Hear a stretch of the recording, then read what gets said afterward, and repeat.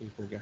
तो हमने जहाँ तक क्लास छोड़ा था वो ये था कि हमारा जो स्विच है उसको बेस करंट तो मिल रहा है, लेकिन वो फिर भी ऑन नहीं हो रहा। उसकी रीज़न क्योंकि उसके अक्रॉस वोल्टेज भी आ रही है और करंट भी उसमें से फ्लो नहीं कर रहा। उसकी रीज़न ये है कि वो जो करंट हमने सप्लाई किया था बेस करंट, वो कैपेसिटर को चार्ज करने में इस्तेमाल हो रहा है। अच्छा, एक और बात भी जहन में रखें कि हम इसमें इसको हम कहेंगे टर्न ऑन डिले। हम चाहते थे ट्रांजिस्टर इस पॉइंट पे ऑन हो जाता, लेकिन वो ऑन नहीं होता। ऑन होता है वो आफ्टर पासिंग इंटरवल 2, यानी 2 सेकेंड इंटरवल के पास होने के बाद इतना टाइम उसको लग जाता है ऑन होने में।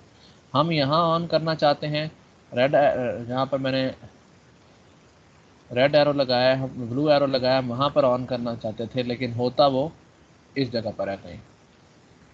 तो इसको हम कहते हैं टर्न ऑन डिले। यहाँ से लेकर यहाँ तक का जो टाइम है, time interval 2, this is known as turn on delay. आप उसने कहीं मेंशन भी किया होगा, this is the turn on delay time. The length of the interval 2 is called the turn on time delay. ठीक है जी।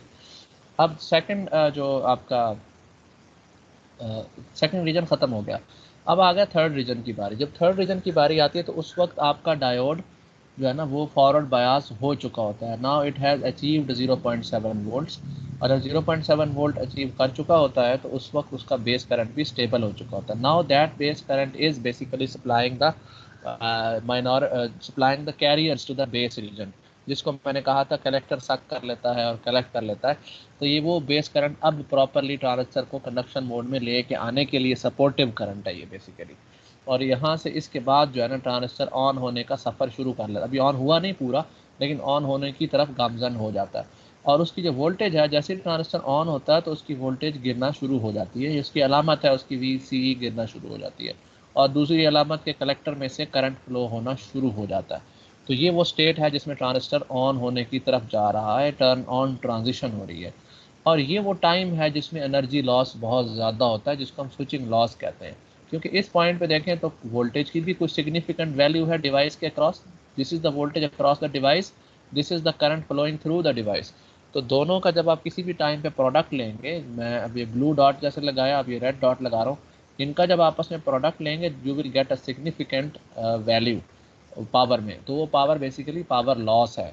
देखें, जब ट्रांजिस्टर पूरा ऑफ था तो उस वक्त क्या था, जब ट्रांजिस्टर फुली ऑफ था तो उस वक्त वोल्टेज मैक्सिमम थी, करंट ज़ीरो था। तो प्रोडक्ट क्या हुआ, एक some maximum value multiply by zero, product will be zero, यानी ज़ीरो पावर लॉस था। और जब ट्रांजिस्टर फुली ऑन हो गया तो उसके क्रॉस वोल्टेज ज़ीरो के करीब थी ऑलमोस्ट, और उसका करंट जो है वो IC ऑन, उन्होंने कह दिया जी ऑन का जो करंट है जो भी है वो फ्लो हो रहा है। तो zero multiply by IC on, फिर भी पावर लॉस बहुत ज़ीरो ही होगा, आइडियली ज़ीरो होगा। लेकिन आप देख रहे हैं कि इसकी जो वोल्टेज है वो बिल्कुल ज़ीरो नहीं है, ज़ीरो से थोड़ी सी ऊंची है। देखें ना आप इस लाइन को अगर आप गौर से देखें तो ये लाइन नीचे है और ये ऊपर है। तो it means there is very slightly voltage, very slight voltage close to 0.3 0.2 volts के क्रॉस यहाँ अपीयर हो, लेकिन ना होने के बराबर है। आइडियल केस में ज़ीरो होगा तो उसकी वोल्टेज होगी कितनी, ICR ऑन जितनी वोल्टेज में फ्लो की। खैर ये हमारा अभी एजेंडा नहीं है। मैं बता रहा था these are the conduction losses के वोल्टेज ऑन हालत में मल्टीप्लाई बाय करंट ऑन हालत में, इन दोनों का प्रोडक्ट लेंगे आपको कंडक्शन लॉस आएगा। और आप देख रहे हैं कि वोल्टेज बहुत थोड़ी है, करंट बेशक ज़्यादा है लेकिन वोल्टेज बहुत थोड़ी है, जिसकी वजह से आपका कंडक्शन लॉस मिनिमम होता है, कम होता है। और इसी तरह यहाँ ऑफ हालत में वोल्टेज मैक्सिमम है और करंट तकरीबन ज़ीरो है। इसमें आपका ऑफ हालत में स्विच है तो इसमें भी आपका लॉस कोई नहीं है, ना होने के बराबर है, बल्कि कंडक्शन लॉस फिर थोड़ा ज़्यादा होता है जब ट्रांजिस्टर कंडक्ट कर रहा होता है, क्योंकि उसमें कुछ ना कुछ वोल्टेज फिर भी अपीयर हो रही होती है और अच्छा खासा करंट फ्लो हो रहा होता है। तो कुछ ना कुछ लॉस होता है कंडक्शन का। लेकिन जब ऑफ हो तो फिर करंट तकरीबन ज़ीरो होता है, IC बिल्कुल माइक्रो नैनो एम्पियर्स में होता है। तो वो वोल्टेज भी माइक्रो नैनो वाट्स में होती है। तो इसलिए ऑफ हालत में तो वैसे ही कोई मसला नहीं। रीजन 1 में लो लॉस है, रीजन 5 में भी लॉस है बट नॉट दैट मच। लेकिन ये जो रीजन 3 है ना, this is the very high lossy region. ये रीजन जो है ना बड़ा ख़तरनाक रीजन है और इसमें आपकी पावर की स्पाइक बनती है। आपने मल्टीसिम में देखा होगा बारीक बारीक लाइंस बनती है जब ट्रांजिस्टर जिस जगह पर स्विच कर रहा होता है। उसको थोड़ा एक्सपैंड करके देखें तो आपको पावर लॉस का ऐसे ग्राफ नज़र आता है। ऐसे यहाँ पर पावर लॉस ज़ीरो होती है और इधर भी आगे जाके पावर लॉस ज़ीरो हो जाती है। यहाँ ज़ीरो पावर लॉस क्यों है, क्योंकि करंट ज़ीरो है वोल्टेज मैक्सिमम है तो मल्टीप्लाई करें 0। यहाँ पर कहीं मिड वे में जाके ना वोल्टेज भी सिग्निफिकेंट होती है, करंट भी सिग्निफिकेंट होता है, इन दोनों का मल्टीप्लाई यानी प्रोडक्ट लें तो आपको पावर लॉस पीक पे आती है। बट लकीली इनका जो ड्यूरेशन होता है वो बिल्कुल नैनो सेकेंड्स, मिली सेकेंड, सॉरी मिली नहीं, माइक्रो सेकेंड ड्यूरेशन का होता है। तो एवरेज एनर्जी लॉस जो है ना वो बहुत थोड़ी होती है। पीक पावर हो सकता है 100 वाट्स तक जाए, लेकिन ये 100 वाट कितनी देर के लिए सस्टेन करेगा? फ्यू माइक्रो सेकेंड्स उस, या फ्यू मिली नैनो सेकेंड्स, मिली सेकेंड फिर भी ज़्यादा हो जाता है, few nano second, few micro second. जितना फास्टर स्विच होगा ये टाइम उतना थोड़ा होगा, और जितना ये थोड़ा टाइम होगा उतनी ही एनर्जी कम होगी, क्योंकि area under the curve of a power, ये पावर का ग्राफ है ना, this is the graph of power. तो area under the curve of a graph, power graph is equal to energy. तो हमारा मेन कंसर्न है टोटल एनर्जी लॉस कितनी है। एनर्जी लॉस स्विचिंग लॉसेज में ओवरऑल एवरेज बहुत थोड़ी होती है, क्योंकि उसका स्विचिंग टाइम बहुत थोड़ा होता है। बट अगर कोई ट्रांजिस्टर स्लो है, जैसे ये बीजेटी स्लो है, इसमें एक स्टेज ऑन होने की ये है, फिर एक स्टेज ऑन होने की ये है, जिसको हम वोल्टेज टेल कहते हैं, दुम, वोल्टेज की दुम, ये नाम है इसका अंग्रेजी में, वोल्टेज टेल। तो यहाँ पर भी लॉसेज होंगे, जाहिर बात है, यहाँ वोल्टेज भी एग्जिस्ट करती है और यहाँ करंट भी अच्छा खासा है। जब इनका प्रोडक्ट लेंगे, this is non zero voltage, आप इसको तवज्जो दें तो this is a non zero graph. तो यहाँ पर करंट भी बहुत हाई वैल्यू के करीब करीब एग्जिस्ट करता है। तो इसमें किसी भी दो पॉइंट्स का इन टाइम प्रोडक्ट ले लें तो आपको अच्छी खासी पावर लॉस नज़र आएगी। ठीक है, यहाँ वोल्टेज कम है लेकिन यहाँ करंट भी तो फिर बहुत ज़्यादा है, तो कम वोल्टेज मल्टीप्लाई बहुत ज़्यादा करंट, तो it will give you a reasonable power loss. यहाँ वोल्टेज ना होने के बराबर है, करंट ज़्यादा है, तो ना होने के बराबर चीज़ जब किसी ज़्यादा चीज़ से मल्टीप्लाई होती है तो उसको भी वो छोटा कर देते हैं। तो यहाँ कंडक्शन लॉस फिर कम है, यहाँ लॉसेज ज़रा ज़्यादा हैं, और इस रीजन में तो इंतहा दर्जे के पावर लॉसेज हैं। लेकिन इनकी ड्यूरेशन थोड़ा होने की वजह से एनर्जी लॉस ओवरऑल कम होती है। So faster the switch, faster the transistor operates, less will be the switching loss. तो स्विचिंग लॉस कम कैसे होता? अगर मैं कहता कि मेरा ट्रांजिस्टर ज़रा तेज़ी से ऑन होता है और उसकी सिचुएशन कुछ इस तरह से है कि तेज़ी से ऑन हो जाता है, यानी जल्दी से ऑन होके, और इस तरह से इसकी प्रोफाइल बनती है, और उसका करंट का ग्राफ भी यूँ तेज़ी से राइज हो जाता है और अपनी स्टेबल वैल्यू पे पहुंच जाता है, तो उसका जो एनर्जी लॉस होता है ना वो फिर थोड़ा सा होता है, फिर उसका एनर्जी लॉस सिर्फ इस रीजन तक मुहित होता है, ये उसका एनर्जी लॉस फिर ये इतना बारीक सा रीजन होता स्विचिंग लॉस वाला। तो इसलिए faster transistors have low switching loss, इसलिए हम बार बार कि भाई स्विचिंग फ्रीक्वेंसी हम रिड्यूस करें अगर हमारा स्विचिंग लॉस ज़्यादा है, क्योंकि स्विचिंग फ्रीक्वेंसी के रिड्यूस करने का मतलब ये है कि the number of occurrences of these regions will reduce. अगर मैं 100 किलो हर्ट्ज पे ऑपरेट करता हूँ तो एक सेकेंड में 100,000 दफ़ा ये ट्रांजिशन आएंगे, turn on and turn off वाले। और अगर मैं 10 किलो हर्ट्ज दफ़ा करता हूँ तो इसका मतलब ये है कि एक सेकेंड में ये वाले जो चीज़ें हैं ऑन और ऑफ वाली, ये 10,000 दफ़ा आएंगी, तो 10,000 दफ़ा लॉसेज होंगे। और 10 किलो हर्ट्ज में 10,000 दफ़ा लॉसेज होंगे, और 100 किलो हर्ट्ज में 100,000 दफ़ा, यानी 1 लाख दफ़ा स्विचिंग लॉसेज होंगे। तो जाहिर बात है अगर हमारा डिवाइस स्लो है, मॉसफेट या सॉरी बीजेटी, आईजीबीटी या थायरिस्टर स्लोअर डिवाइसेज हैं जिसमें turn on time and turn off time significant हैं, इसका मतलब ये है कि उसका ऑन और ऑफ टाइम में एनर्जी का ड्यूरेशन भी लॉस का ज़्यादा है। तो फिर उसका वाहिद हल यही है कि भाई turn on times and turn off time की अकरेंसेस को कम कर दिया जाए, यानी वो कम दफ़ा अपीयर हो। उसका कम करने का तरीका वाहिद यही है कि आप फ्रीक्वेंसी को डिक्रीज़ कर दें ताकि कम दफ़ा ये स्विचिंग हो और कम दफ़ा ये लॉसेज अपीयर हो।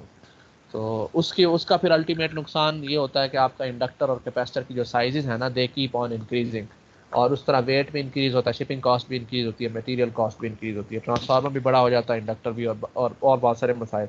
तो हमारा चैलेंज क्या होता है कि हमने ट्रांजिस्टर को फास्टर बनाना है। फास्टर से ये फ़ायदा होता है कि टर्न ऑन ट्रांजिशन ये वाली और टर्न ऑफ ट्रांजिशन ये ट्रांजिशन रिड्यूस हो जाती हैं, और एनर्जी लॉस स्विचिंग की वजह से जो होता है वो लॉस कम हो जाता है। So we can have more opportunity to increase the frequency to a higher value, ताकि हम उससे क्योंकि हमें एटलीस्ट डिवाइस ने बॉटल नेक नहीं दी कि भाई आपकी स्विचिंग डिवाइस जो है ना वो स्लो है, जिसकी वजह से आप उसको लोअर फ्रीक्वेंसी पे ऑपरेट करें। तो हमारे नए पावर इलेक्ट्रॉनिक डिवाइसेस जो है ना जितनी भी आ रही हैं अब, वो उनमें यही तरक्कियां हो रही हैं आहिस्ता आहिस्ता कि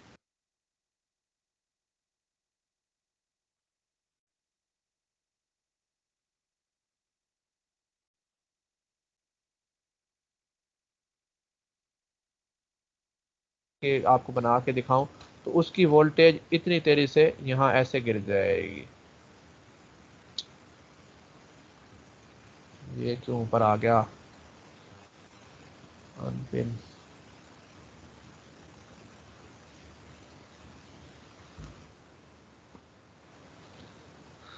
तो उसने मेरे कंट्रोल को ले लिया, इसको छोटा करना पड़ेगा। 1 मिनट ठहरिएगा।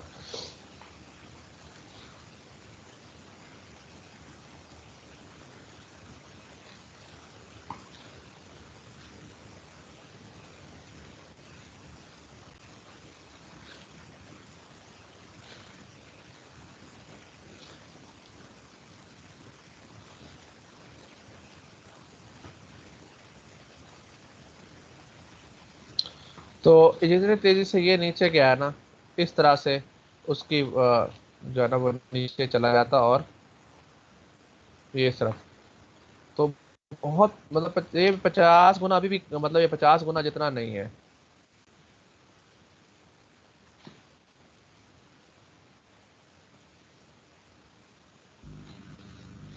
ये 50 गुना अभी जितना अभी भी नहीं है।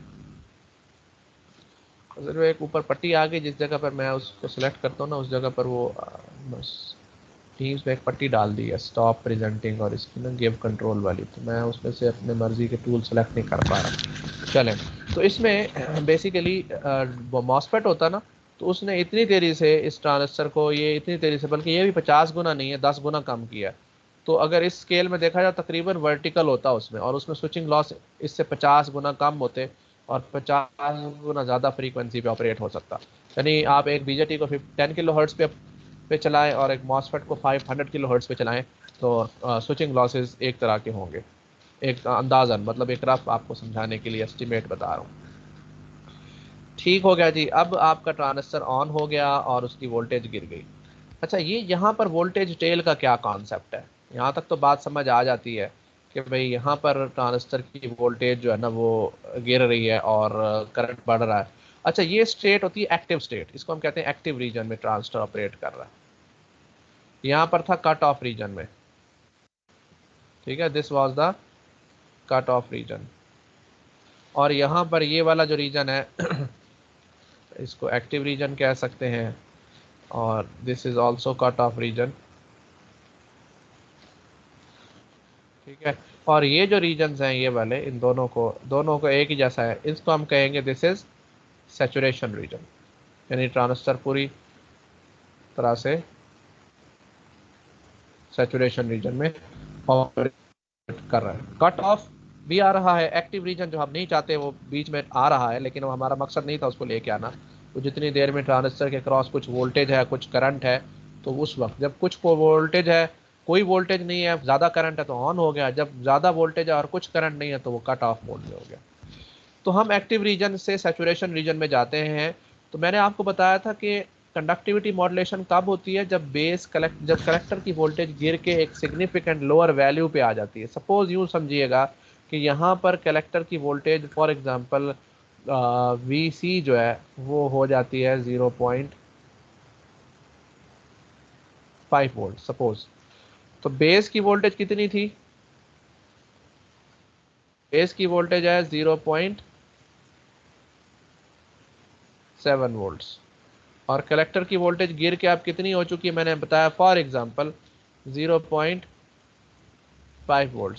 अब मुझे बताएं कि base collector junction forward bias होने की तरफ है कि नहीं? यहाँ पर भी एक अंदर छुपा हुआ डायोड है ना।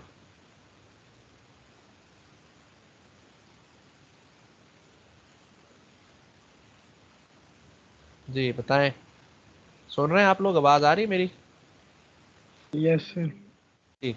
तो अब मुझे बताएं, कलेक्टर की वोल्टेज पहले तो बहुत ज़्यादा थी ना, जब ट्रांजिस्टर ऑन हुआ तो ये वोल्टेज मैंने बताया गिरना शुरू हो गई, वीसीसी से गिरते गिरते 0.5 वोल्ट तक आ गई। अब आप मुझे बताएं कि base collector junction forward bias है कि रिवर्स बायस है? फॉरवर्ड बायस हो, हाँ, जी फॉरवर्ड बायस होने की तरफ को जा रहा है, और जैसे जैसे इसकी वोल्टेज गिरती जाएगी उतना ज़्यादा ये फॉरवर्ड बायस होना शुरू होना होना होता होता जाएगा। अब यहाँ पर आप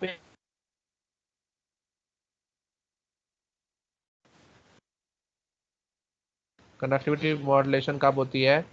जब आपका बेस कलेक्टर रीजन क्या हो जाए? जी बताएं बेटा। फॉरवर्ड जब बाइस सर। आपका बेस हाँ जी, जब बेस करेक्टर रीजन हमारा फॉरवर्ड बायास हो जाए, उस वक्त हम कहते हैं कि हमारा जो वो है बेस करेक्टर रीजन हमारा फॉरवर्ड बायस हो जाए, उस वक्त हम कहते हैं कनेक्टिविटी मॉड्यूलेशन हो जाती है। और उसी वक्त हमारा जो जो हमारा बेस से होल्स हैं वो एन नेगेटिव रीजन में आना शुरू हो जाते हैं। तो कंडक्टिविटी मॉड्यूलेशन का मतलब क्या है कि एन नेगेटिव रीजन की रेजिस्टेंस फर्दर रिड्यूस हो जाती है। जब फर्दर रिड्यूस हो जाती है तो इसका मतलब ये हुआ कि जो बकाया वोल्टेज इसके अक्रॉस आ रही थी, बाकी वोल्टेज जो वी सी के अक्रॉस अपीयर हो रही थी, अब वो ड्रॉप हो जाएगी। यहाँ से यहाँ तक का जो सफ़र है, वोल्टेज यहाँ से गिर के पॉइंट ए से वोल्टेज गिर के पॉइंट बी से तक क्यों गई है? क्योंकि एन नेगेटिव रीजन की रेजिस्टेंस अब रिड्यूस होना शुरू हो गई due to the influence of conductivity modulation. अगर कंडक्टिविटी मॉड्यूलेशन ना होती तो at the current level of IC, जितना करंट आईसी में फ्लो हो रहा है, तो आपकी वोल्टेज इधर ही फ्लैट मेंटेन रहती और आपके जीरो वोल्टेज ना होती ऑन हालत में, बल्कि वीसीसी कुछ वोल्टेज, रीजनेबल वोल्टेज ऑन हालत में भी होती और ऑन हालत में करंट भी होता, तो आपके कंडक्शन लॉसेज ह्यूज होते हैं। स्विचिंग लॉसेज तो होते ही होते, लेकिन कंडक्शन लॉसेज भी बढ़ जाते। यही वजह है मॉसफेट के अंदर कंडक्टिविटी मॉड्यूलेशन नहीं होती हायर वोल्टेज मॉसफेट्स में, 500 एंड अबव वोल्ट्स वाले मॉसफेट्स में। उसमें कंडक्टिविटी और कंडक्टिविटी मॉड्यूलेशन ये नहीं है कि 400 से नीचे वाले या 500 से नीचे वाले मॉसफेट में कंडक्टिविटी मॉड्यूलेशन होती है, उसमें भी नहीं होती। कनेक्टिविटी मॉड्यूलेशन तो होती नहीं है ना मॉसफेट, क्योंकि मेजोरिटी कैरी डिवाइसेस में होती नहीं। लेकिन हायर वोल्टेज मॉसफेट्स में एन नेगेटिव रीजन हमने डाला होता है, मॉसफेट में भी एन नेगेटिव रीजन होता है, क्योंकि उसको हायर वोल्टेज बनाने के लिए हमें गैप इंक्रीज करना पड़ता है ड्रेन और सोर्स में। तो एन नेगेटिव रीजन हम डालते हैं, हमारी मजबूरी है। लेकिन वो एन नेगेटिव रीजन की कंडक्टिविटी मॉडुलेट नहीं होती और एन नेगेटिव रीजन हमेशा हाई रेजिस्टेंस ही रहता है। और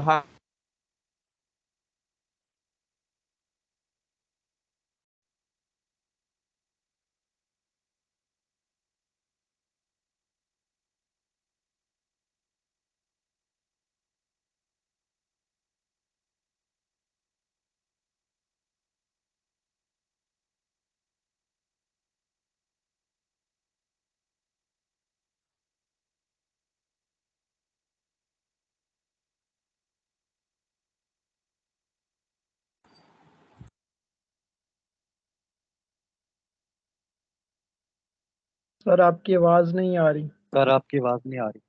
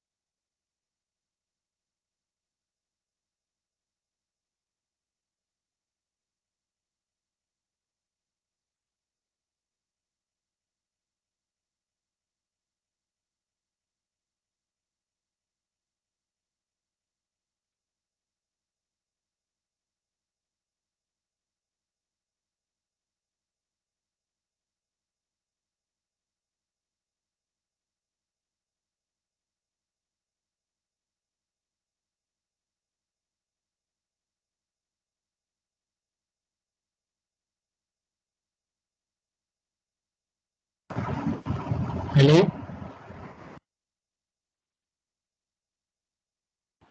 हेलो।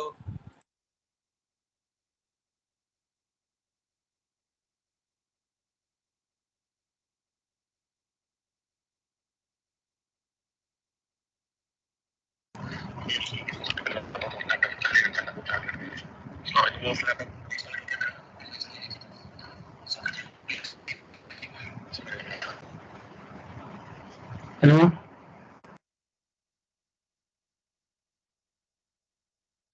अच्छी खासी आवाज़ आ रही है, तो आप अपना माइक्स को वगैरह को म्यूट कर दें। Yes sir. ठीक है जी, स्क्रीन शेयर होगी आई गेस, मैं दोबारा उसको रिज्यूम करता हूँ। तो मैं ये बता रहा था कि कंडक्टिविटी मॉड्यूलेशन मॉसफेट में क्यों नहीं होती, क्योंकि उसमें एन नेगेटिव रीजन डालना तो पड़ता है मजबूरन, लेकिन और जो लो वोल्टेज मॉसफेट्स होते हैं उसमें एन नेगेटिव रीजन नहीं होता, जिसकी वजह से उसकी चैनल रेजिस्टेंस इतनी लो होती है कि हमें कोई टेंशन नहीं होती कि भाई उसके क्रॉस फॉरवर्ड वोल्टेज ड्रॉप आएगा जब वो ऑन होगा। तो इसलिए हायर हायर वोल्टेज मॉसफेट्स में हमें आयन नेगेटिव रीजन डालना पड़ता है, और उसमें कंडक्टिविटी मॉड्यूलेशन ना होने की वजह से ये इशू आता है जो यहाँ मैं आपको हाईलाइट कर रहा हूँ, कि उसमें वोल्टेज जब करंट गुजरता है ना, ऑन हालत में भी उसके क्रॉस वोल्टेज इतनी ड्रॉप नहीं होती। क्यों ड्रॉप नहीं होती? क्योंकि उसकी जो रेजिस्टेंस है वो इतनी ज़्यादा होती है कि करंट गुजरने की वजह से उसके क्रॉस वोल्टेज ड्रॉप आना शुरू हो जाता है। तो वो एक प्रॉब्लमेटिक सिचुएशन बन जाती है, इसलिए लॉसेस बहुत बढ़ जाते हैं। तो हम फिर बीजेटी, आईजीबीटी और इन तरह की माइनॉरिटी कैरियर डिवाइसेस की तरफ आ जाते हैं। बेशक उनके स्विचिंग लॉसेस हाई होते हैं, कंडक्शन लॉसेस उनके हायर वोल्टेजेस में लो होते हैं, जिसकी वजह से हम जो है ना वो आ, हमारा जो सर्किट है वो उसमें ओवरऑल लॉसेस कम हो जाते हैं, क्योंकि हमारे कंडक्शन लॉसेस काफ़ी हद तक कम हो जाते हैं। 1 kilo volt, 2 kilo volt, 3 kilo volt की डिवाइसेस जो हैं उनमें हम IGBTs को प्रेफर करते हैं, जिसके अंदर बेसिकली होता BJT ही है, तो वो हमें फिर अच्छा परफॉर्मेंस दे देता है। ठीक हो गया जी, ये बात आप समझ आ गई। तो यहाँ से यहाँ तक का जो सफ़र है ये वाला, ऊपर से नीचे, यहाँ से लेकर यहाँ तक जो वोल्टेज ड्रॉप हुई है वो इस वजह से हुई है कि एन नेगेटिव रीजन की रेजिस्टेंस रिड्यूस हो गई और मज़ीद अच्छा कंडक्टर बन गया, और हमारा ट्रांजिस्टर की जो VCE है ओवरऑल वो मज़ीद कम हो गई। पहले इधर तक थी, फिर कम होके वो इधर तक आ गई। ठीक हो गया, आपने इसी बात आई गेस आप लोगों को बता समझ आ गई होगी। हम आगे चलते हैं। और मेरी बैटरी जो है ना वो plugged in but not charging show कर रहा है, पहले भी यही मसला हो रहा था। बिजली थी, मैंने अभी चेक किया है, तो इसमें कुछ चार्जिंग का इशू है। जब भी क्लास में रीस्टार्ट हो गया था, तो उसकी रीज़न भी यही होती है कि इसको मसला इसकी चार्जिंग में आ रहा है। 1 मिनट सर आप होल्ड कीजिएगा, मैं ज़रा इसको पावर को ज़रा देख लूँ, दोबारा ना रीस्टार्ट हो जाए।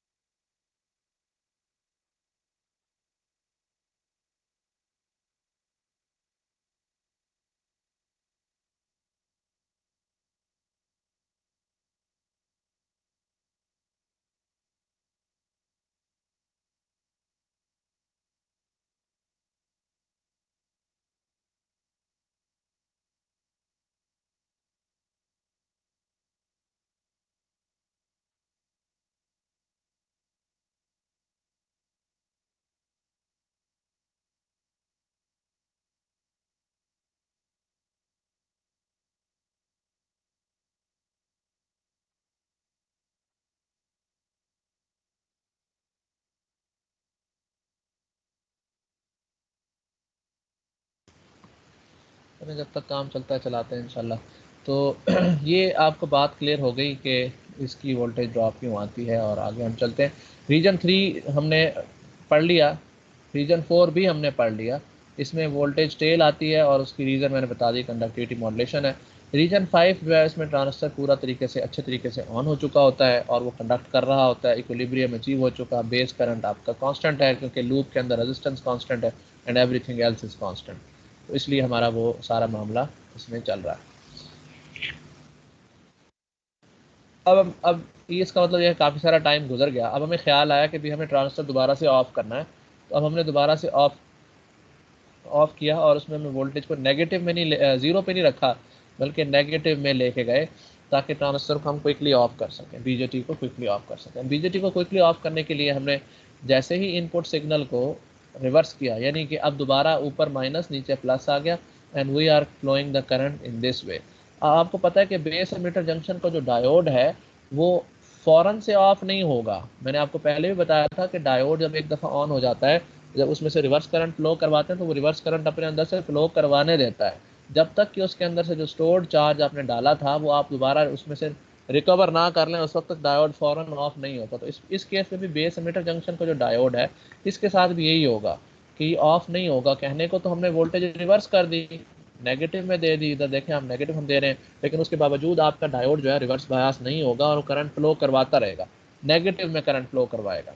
तो आप देख रहे होंगे यहाँ पर ग्राफ आपको नज़र आ रहा है कि आपने जैसे ही इनपुट सिग्नल को माइनस में लेके गए जिस लम्हे, आपका करंट भी, बेस करंट भी फौरन नेगेटिव में शिफ्ट हो गया, विच इज़ एन इंडिकेशन कि आपका जो करंट है वो रिवर्स में फ्लो हो रहा है और डायोड आपका रिवर्स में भी कंडक्ट कर रहा है और कुछ देर तक कंडक्ट करता रहेगा। जब वो उसके सारे चार्जेस निकल जाएंगे उस वक्त तक ये कंडक्ट करता रहेगा और रिवर्स में भी ये एक तरह से कंडक्शन मोड में ही है। तो जब आपका इनपुट वोल्टेज सोर्स देख रहे हैं कि ये रीजन यहाँ से लेकर यहाँ तक आपका डायोड फॉरवर्ड बायस में है और उसके अक्रॉस जो वोल्टेज है वो इस चीज़ की दलील है कि ये 0.7 पे है स्टिल, इवन दो कि we are supplying reverse voltage, source signal reverse हो गया, लेकिन जो डायोड है उसके क्रॉस वोल्टेज अभी तक 0.7 है, because in this time duration we are extracting the excess charge and also the stored charge. इस ड्यूरेशन में हम एक्सेस चार्ज और स्टोर्ड चार्ज को रिमूव कर रहे हैं, इसी वजह से आपका डायोड अभी तक फॉरवर्ड बायस नहीं। जब इसका रिवर्स एक्सेस भी ख़त्म हो जाएगा, स्टोर्ड भी ख़त्म हो जाएगा, फिर डायोड रिवर्स बायस होने की तरफ जाएगा। ठीक है जी, ये बात आपको आई होप से समझ आ गई है। तो जब डायोड रिवर्स बायस नहीं हुआ तो इसका मतलब ये है कि ट्रांजिस्टर भी ऑफ नहीं हुआ, क्योंकि ट्रांजिस्टर की ऑफ होने की अलामत क्या है कि ट्रांजिस्टर के base emitter junction should become reverse bias. जब वो रिवर्स बायस नहीं हुआ और हमारे पास एक्स्ट्रा चार्ज कैरियर्स यहाँ मौजूद हैं, इधर चार्जेस मौजूद हैं, तो कलेक्टर को कलेक्ट करने के लिए चार्जेस मिल रहे हैं, तो वो ऑफ क्यों हो? तो जब हम बेस को नेगेटिव करंट अप्लाई करके इसमें से सारे चार्जेस को उठा के यहाँ से सक आउट नहीं करेंगे और जब सारे चार्जेस यहाँ वाले निकलेंगे नहीं, उस वक्त तक ये कलेक्टर करंट हमारा ख़त्म नहीं हो सकता। तो इसलिए कलेक्टर करंट विल स्टिल, यानी कि transistor will still conduct and collector current will still be there. तो हम देखते हैं यहाँ पर, ये देखें यहाँ पर आपको नज़र आएगा कि डायोड हमारा फॉरवर्ड बायस है अभी तक और आई बी फौरन नेगेटिव हो गया, क्योंकि ये वो करंट है जो इस तरह लूप में रिवर्स चल रहा है और इसका एरो ये है और अब इसकी वैल्यू नेगेटिव में है और ये करंट बेसिकली रिस्पॉन्सिबल है। ये जो स्टोर्ड चार्जेस, एक्सेस चार्जेस हमने फॉरवर्ड बायस होते हुए डाले थे, उसको हम रिमूव कर रहे हैं, रिकवर कर रहे हैं, निकाल रहे हैं डायोड से। तो ये जो ड्यूरेशन है सिक्स्थ वो ड्यूरेशन है जब आपके एक्सेस चार्जेस जो है ना वो रिमूव हो रहे होते हैं। जब एक्सेस चार्जेस रिमूव हो रहे होते हैं तो आपका ट्रांजिस्टर को कोई पता नहीं चलता कि आपका ट्रांजिस्टर को पीछे से सिग्नल ऑफ होने का मिल चुका है। ट्रांजिस्टर को सिग्नल यहाँ पे ऑफ होने का मिला है, लेकिन ऑफ वो इस जगह पर जाके कहीं होना स्टार्ट होता है, इस जगह पर, यानी this is the point where the transistor begins to start turn off. अभी ऑफ हुआ नहीं पूरा, यहाँ से स्टार्ट होता है और फिर इधर से जाके ऑफ होता है। तो इधर और इधर क्या है, इस रीजन से इस रीजन तक, इस सर्कुलर रीजन में क्या हो रहा है, इस सर्कुलर रीजन में जो बेस एमिटर जंक्शन में एक्स्ट्रा चार्जेस हमने फीड किए थे, यहाँ पर जो एक्स्ट्रा कैरियर्स थे वो बेस से हम सक आउट कर रहे हैं, क्योंकि वो एक्स्ट्रा थे, एक्सेस में थे, इसलिए हमारे ट्रांजिस्टर की कंडक्टिविटी को कोई फर्क नहीं पड़ा। Transistor voltage is still zero and transistor current is still maximum. जब यहाँ पर हम आते हैं, जब टाइम कुछ गुजर जाता है, ये असल में डॉटेड लाइन यहाँ तक पूरी होनी चाहिए था, इधर तक ये, दिस इज रीजन 6। तो रीजन 6 में जब हम यहाँ तक पहुँच जाते हैं, इतना टाइम गुजर चुका होता है, तो उस वक्त हमारा जो एक्सेस चार्जेस है ना, इस पॉइंट तक, यहाँ से लेकर यहाँ तक एक्सेस चार्जेस जो है ना वो रिमूव हो जाते हैं, रिमूव हो चुके हैं।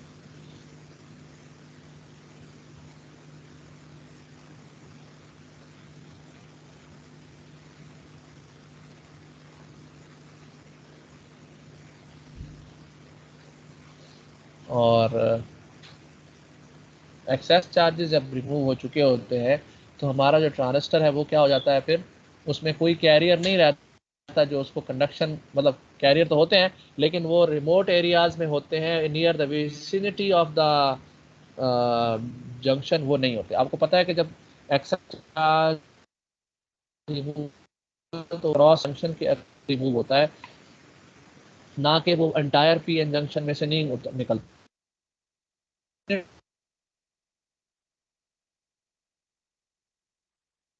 क्या होता है ना, रिवर्स बायास होना चाहता है, लेकिन अभी भी स्टोर्ड चार्जेस उसके अंदर होते हैं, जिसकी वजह से उस रिवर्स बायास नहीं होता। तो आपका लेकिन ट्रांजिस्टर के ऊपर उसका क्या इफेक्ट पड़ता है, ट्रांजिस्टर की कंडक्टिविटी पे, कि ट्रांजिस्टर तब तक तो कंडक्ट करता रहता है जब उसके अंदर एक्सेस होते हैं। जैसे ही एक्सेस रिमूव हो गया और स्टोर्ड की बारी आई, यानी उसका लास्ट रिजॉर्ट जो था वो स्टोर्ड चार्जेस थे, जब वो निकलना शुरू होते हैं तो ट्रांजिस्टर आपका ऑफ होना शुरू हो जाता है। ऑफ होने की अलामत कि उसकी वोल्टेज बढ़ना शुरू हो जाती है और उसका करंट ड्रॉप होना शुरू हो जाता है। तो ये आपका स्विच ऑफ लॉस है बेसिकली। यहाँ पर स्विचिंग ऑफ होता है और यहाँ पे स्विच ऑफ के लॉसेज होते हैं। तो पीरियड 6 जो है ना वो टर्न ऑफ डिले है बेसिकली। इसमें उसने वर्ड यूज नहीं किया, उसको वो कहता है स्टोरेज टाइम। ये जो 6th इंटरवल है ना, इसको कहते हैं स्टोरेज टाइम। यानी वो टाइम जिसमें स्टोर्ड जो आपका जो एक्सेस चार्ज है वो रिमूव होता है। नाम उसको उसने स्टोरेज टाइम रखा है, हालांकि ये थोड़ा सा इसके साथ मिलता नहीं है ये हमें।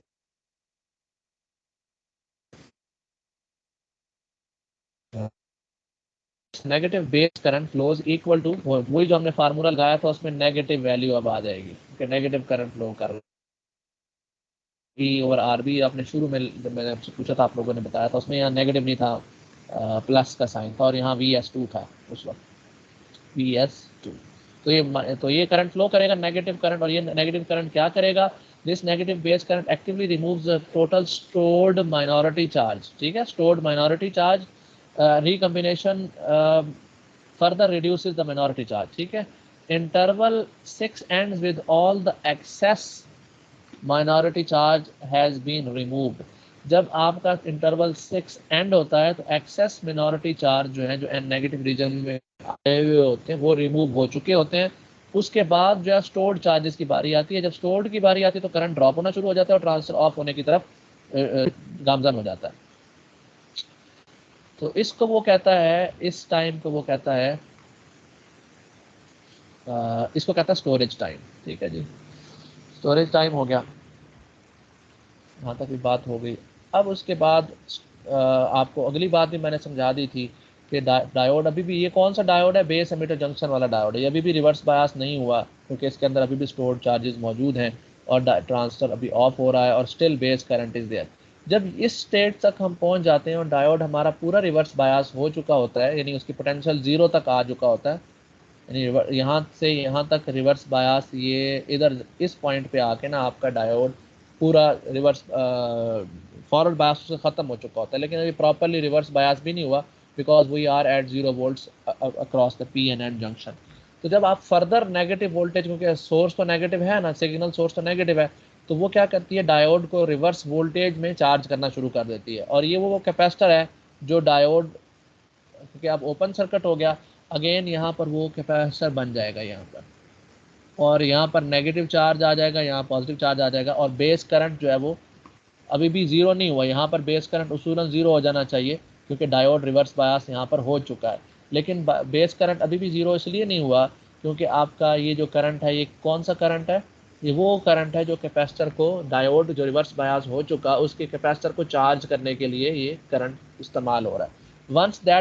once the diode is fully reverse biased, ये इसके ऊपर आगे तस्वीर आई हुई है, once the diode has fully reverse biased और उसके अक्रॉस वोल्टेज भी पूरी पूरी नेगेटिव आ जाती है और उसका कैपेसिटर भी पूरा पूरा चार्ज हो जाता है, तो उस वक्त फिर बेस करंट जो है ना रिड्यूस होकर 0 हो जाता है। यहाँ पर बेस करंट 0 हो चुका, लेकिन ट्रांजिस्टर ऑफ यहाँ हो चुका है। देखें, ट्रांजिस्टर का ऑफ होने का अमल इधर ही मुकम्मल हो चुका है। यहाँ पर इस पॉइंट पे transistor was fully turned of. बाकी बेस करंट क्यों कंटिन्यू टू मूव होता है, क्यों अभी बेस करंट कंटिन्यू है, क्योंकि डायोड तो रिवर्स बायस हो चुका है। यहाँ पर इधर से रिवर्स बायस होने का अमल शुरू हो गया, जिसका नतीजा ये निकला कि आपका ट्रांजिस्टर इस पॉइंट पे पूरा ऑफ हो गया, इसके क्रॉस पूरी वोल्टेज आ गई, उसका करंट बिल्कुल 0 हो गया। लेकिन बेस करंट अभी भी मौजूद है। उसकी वजह क्या है, ये वो सिर्फ कैपेसिटर को चार्ज करने के चक्कर में मौजूद है, वरना ट्रांजिस्टर जो है ना स्विच टर्न ऑफ वाइज वो पूरा पूरा ऑफ हो चुका है। 7th इंटरवल के एंड में ऑफ हो चुका था, लेकिन बेस करंट 0 हुआ है 8th इंटरवल के एंड में। यानी 8th इंटरवल पूरा है, इसमें ट्रांजिस्टर तो ऑफ है, लेकिन ये जो टाइम है इसमें कैपेसिटर को आप रिवर्स में चार्ज कर रहे हैं। यहाँ तक बात समझ आ गई है? कोई कंफ्यूजन हो तो पूछें ताकि मैं आगे चल पाऊँ फिर।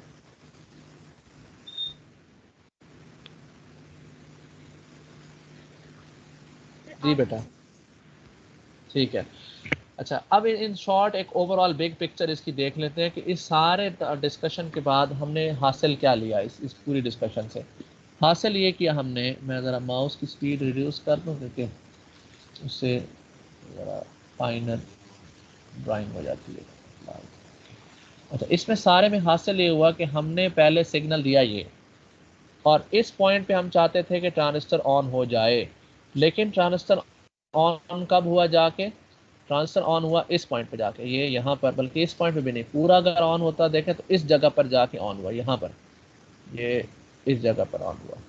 तो यहाँ से लेकर यहाँ तक का टाइम वो टाइम है जिसमें ट्रांजिस्टर ने ऑन होने में लगा दिया। टोटली ऑन हमने यहाँ किया था, ऑन हम चाहते थे यहाँ हो, और ऑन टाइम में हुआ वो एक्चुअली यहाँ पर पूरा 100%। और इसी तरीके से हम थोड़ा यानी टाइम लगा ऑन होने में, और इसी तरह जब हमने यहाँ पर इसको ऑफ होने का कहा कि भाई इधर ऑफ हो जाओ, लेकिन ट्रांजिस्टर पूरा ऑफ हुआ टाइम में इधर जाके, यानी यूँ समझे कि इधर जाके ऑफ हुआ। और ऑन जब हमने कहा था इधर हो, इस जगह पर ऑन हो, तो ऑन ऑलमोस्ट इस जगह पर हुआ। तो ऑन का जो सॉलिड ऑन टाइम है वो सिर्फ इतना है, बाकी इतना एरिया जो है ना वो टर्न ऑन में ज़ाया हो गया, और इतना एरिया टाइम वाइज वो आपका टर्न ऑफ में ज़ाया हो गया। सिर्फ इतना सेंटर वाला रीजन है जिसमें ट्रांजिस्टर हमारा ऑन रहता है, फुली ऑन की बात कर रहा हूँ। तो टर्न ऑन डिलेज है हमारे सिग्नल में। सिग्नल सोर्स जो सिग्नल दे दिया ऑन होने का, ट्रांजिस्टर थोड़ी देर बाद ऑन हुआ, सिग्नल सोर्स ने बताया ऑफ हो जाओ ट्रांजिस्टर को, तो ट्रांजिस्टर थोड़ी देर बाद जो है ना वो ऑफ हुआ।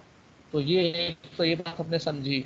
दूसरी बात हमने ये समझी कि ट्रांजिस्टर फ़ौरन से ऑन नहीं होता और फ़ौरन से ऑफ नहीं होता, इसमें ऑन होने में भी ग्रेजुअल ट्रेंड है और ऑफ होने में भी ग्रेजुअल ट्रेंड है, जिसकी वजह से आपका जो ट्रांजिस्टर है उसके अंदर स्विचिंग लॉसेज आते हैं। और तीसरी चीज़ हमने ये देखी कि बेस करंट शुरू में आ रहा होता है, जो इस चीज़ में हमें थोड़ा कंफ्यूज कर सकता है कि भाई when base current is there then the transistor should turn on immediately, क्योंकि बेस करंट तो है, लेकिन बेस करंट एक्चुअली ये बेस करंट उस कैपेसिटर को चार्ज कर रहा है, जो कि कैपेसिटर आपका जो कि आपने इधर जो कैपेसिटर आपने रिवर्स में चार्ज किया था उसको दोबारा आपको ज़ीरो चार्ज करना है, डिस्चार्ज करना है, तो उसमें ये सर्फ हो रहा है। और जब आपका डायोड रिवर्स बायस होता है तो आपका बेस करंट जो है वो, ट्रांजिस्टर तो ऑफ हो चुका होता है लेकिन बेस करंट स्टिल रिमेन होता है। ये पांचवा पॉइंट है, ये चौथा पॉइंट है कि आपका फिर भी बेस करंट कुछ ना कुछ होता है और एक कर्व प्रोफाइल लेता है। ये वो करंट है जो कैपेसिटर को दोबारा, डायोड वाले कैपेसिटर को दोबारा चार्ज करने में इस्तेमाल होता है। ये आपका ओवरऑल एक बीजेटी का स्विचिंग साइकिल है, स्विचिंग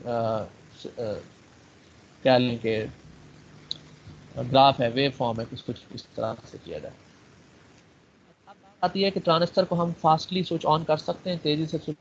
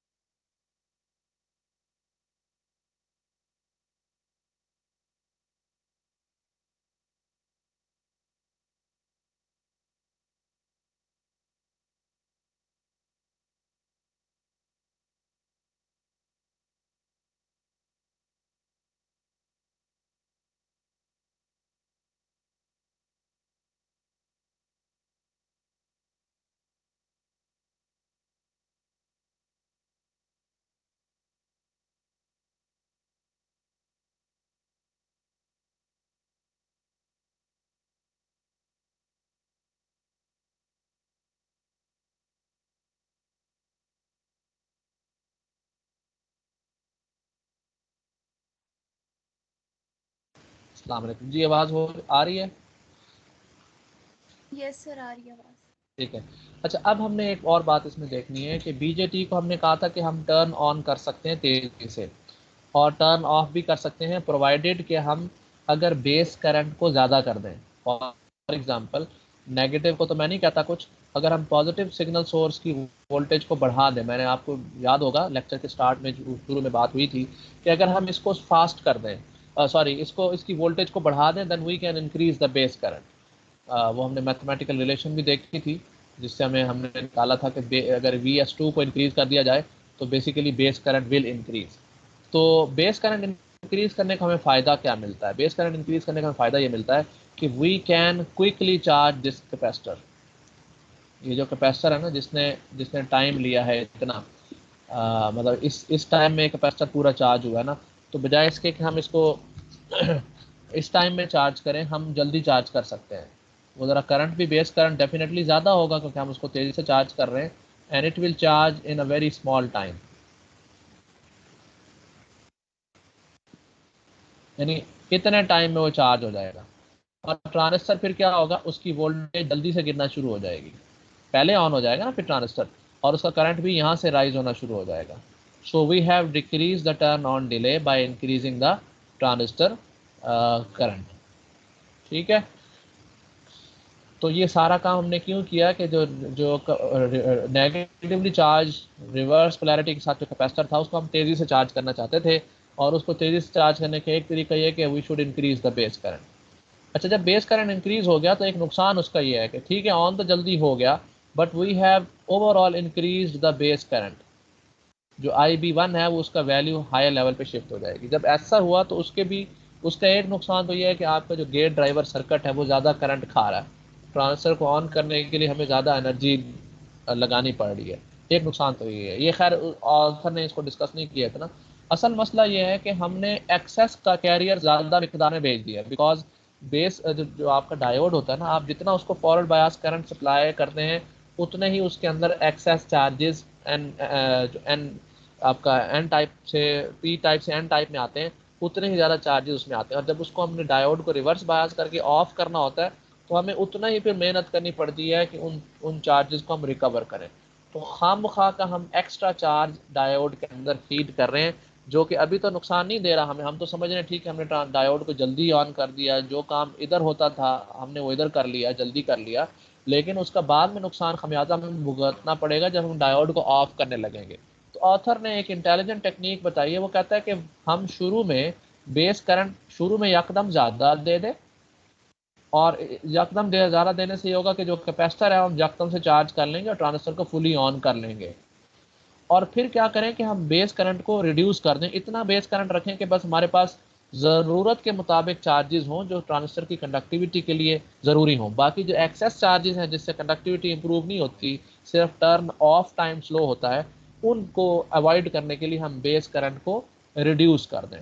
तो ये बेस का टर्न ऑन सिग्नल है, पहले इसको बढ़ा के सिग्नल दें, कैपेसिटर चार्ज हो जाए, डायोड का जल्दी से ऑन हो जाए, फिर बेस करंट को एक मिनिमम लेवल पे मेंटेन रखें, यहाँ जीरो नहीं है याद रखें, एक मिनिमम लेवल पे मेंटेन किया हुआ है, और आपका जो बेस करंट है वो थोड़ा ऐसे हल्का हल्का चलाते रहें ताकि ट्रांजिस्टर फुली ऑन मोड में रहे।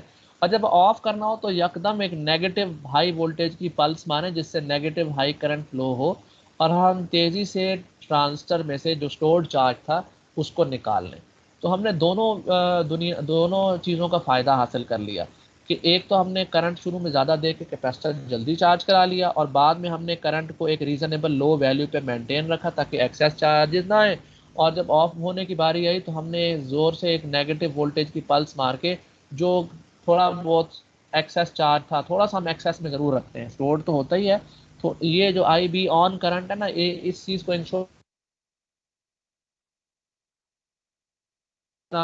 फुल कंडक्शन स्टेट में तो एटलीस्ट रहे ना।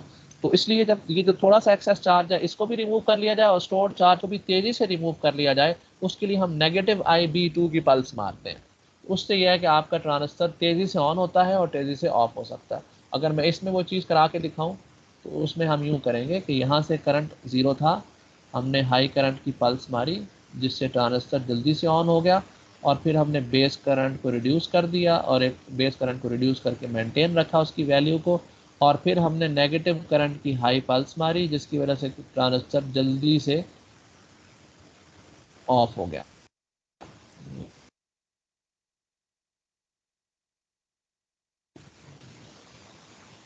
ये कैपेसिटर चार्ज हो रहा है, ठीक है, और इधर ऑफ हो गया, यानी इसका ऑफ टाइम इतना सा था।